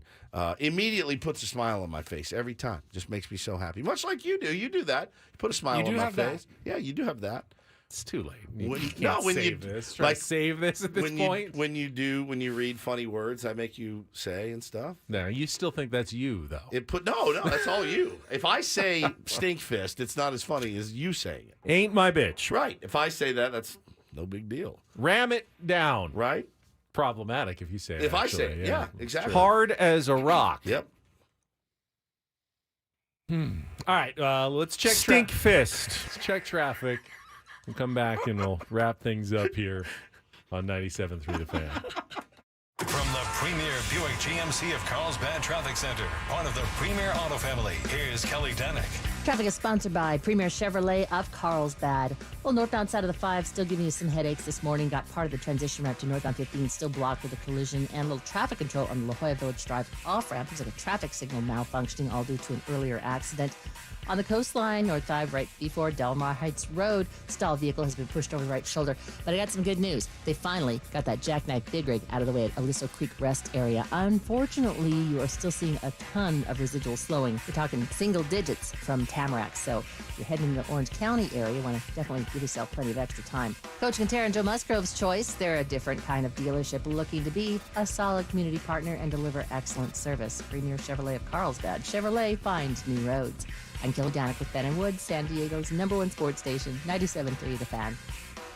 All right, I said earlier today that if the Padres can cut the gap to 3 games out of a playoff spot by Monday. Doing this again? Well, we're just wrapping the show up here in the last couple of minutes. I'm not trying to get, I actually am not trying to get everyone's hopes up. I want to be realistic here. Trying to get everyone's hopes down. Yeah, I want to be realistic here. The Padres, the best they can do. They're 75 and 78. They got 9 games left. So 84 wins. 84 wins. Would be the best they could do if they won every single game, which is probably the minimum of what it's going to take here. Now, that means that they need to finish ahead. They need to finish at least no worse than 3rd in the wild card race with those 84 wins. So every team that gets 284 or beyond, you can't pass them. Cannot pass them. them. The Phillies have 83 wins right now and the tiebreaker on the Padres. So if they win one more game, Padres cannot catch the Phillies. Unjumpable. So they're unjumpable. The Diamondbacks have 81 wins. Okay. And the tiebreaker on the Padres. So if they win 3 more games, they can't jump them. In their last 9, they can't jump the Diamondbacks. Is it possible they go 2-7? Sure. Is it likely? Not really. They're probably going to win at least 1 game per series the rest of the way. So they're probably not going to be jumped either. So now you're looking at the Cubs. They have 79 wins, 10 games left. They have the tiebreaker as well. So they have to get to 84 to eliminate the Padres. That means they'd have to go 5-5. Now they have not been playing 500 ball lately. They've lost 6 out of 7. And they've been struggling. They have 1 more with the Pirates. They have 3 with the Rockies, this weekend, where we will be the world's biggest Rockies fans. And then, Ben, 3 against the Braves and 3 against the Brewers. If the Rockies can handle business a little bit. So it's really the Cubs you're looking at to continue to struggle. Going to have to lose a couple of these in the next 4 against the Pirates and the Rockies, and the Padres keep winning. Marlins and Reds, they're also at 79 wins, but the Padres have the tiebreaker on both of those teams, so they'd have to at least have a winning record over the last, to lock out the Padres. And the Giants, you don't really need to worry about them. They're ahead of you, but the Padres play them 3 times, and we're already assuming Padres have to win all of their games. So they'd pass the Giants in that scenario. You put it all together, and obviously there's a reason why they're at 0.3% or 4% in the playoff chances. That's a lot of things that need to happen, starting with a 16-game winning streak to end the season, which you're only 7 games into right now. You need another 7-gamer plus 2 more at the end. It's a long shot. One at a time. See where they are on Monday, and we can talk then. If they're within 3 of the Cubs, I will authorize a modicum of hope for the last week of the season at that point. I can't let my brain go there. Okay. I can't. I'm trying. Some people want to think about it. Some people don't even want to think about it. I'm tamping it down. It's a different way. It's a different mindset. Some people don't want to think about it at all. Some people really would like to have something to at least look at and grasp onto this weekend. So that's what I'm saying. Grasp onto Luis Campusano continuing to hit. Get grasp within 3 of the Cubs. Grasp onto Eggy Rosario. Grasp onto, watching maybe potentially Blake Snell's last start as a San Diego Padre next week. Those are things that you can grasp onto, certainly. I'm not going to miss a game, certainly, but it's what could have been. A couple weeks ago, we talked about not even wanting them to win games. We assumed they were done, call it 3 weeks ago. And we said these last couple of weeks of the season, I don't even care anymore. now that we're here and that they've won 7 in a row, has your attitude changed at all? Not really. I mean, Are again, you happy with the wins? The mountain is so, you're there and you're at the base of the mountain and you're like, I'm able, like I know how to climb. I have all the right tools to climb this mountain.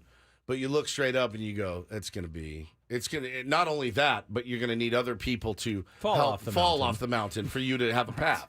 So it just makes it a little bit unbelievable. But, handle business, see what happens. I don't fear anything about it.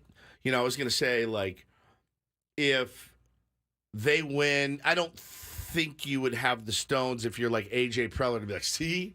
This is what I hope not. This is what happens. We told you. Like we Manny told you, comes Manny, up and Manny says, we told you guys just weren't patient enough. Yeah, no, yeah. You can't say that. You could have said that in early August and then ripped off 7 in a row, and we would have said, all right, bro, we were wrong. We were absolutely wrong. You were right.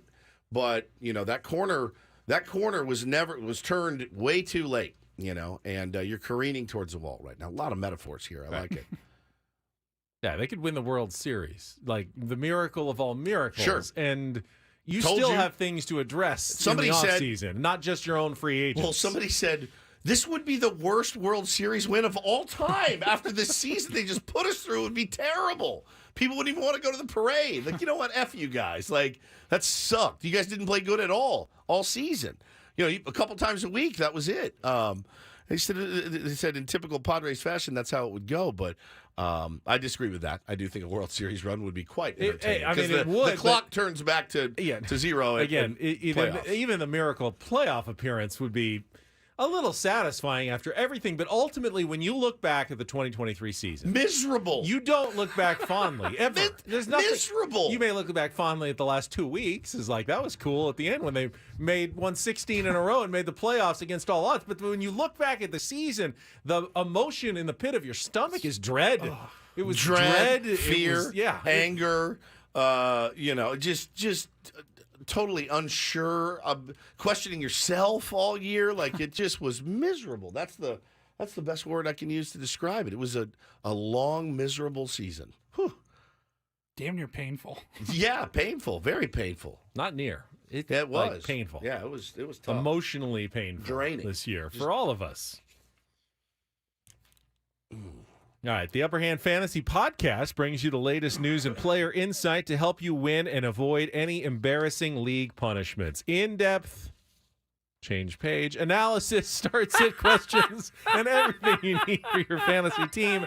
Download Upper Hand Fantasy on the free Odyssey app wherever you get your podcasts. Oh, man. That was actually a really fun show for being at about 75% today. Yeah.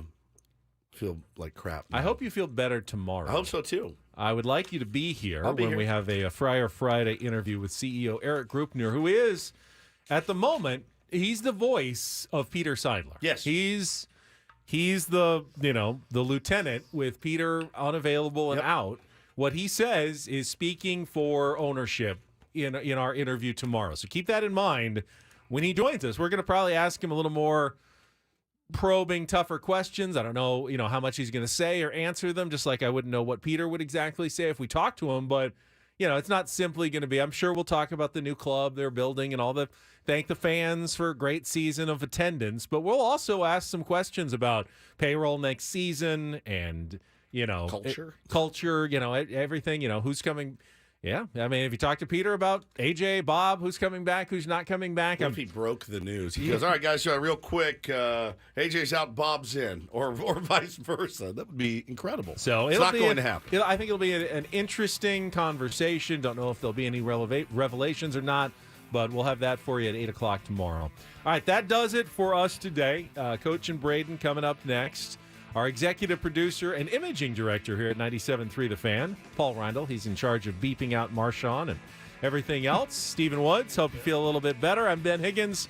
We'll talk to you tomorrow morning at 6 a.m. right here on San Diego's #1 sports station, 97.3 The Fan.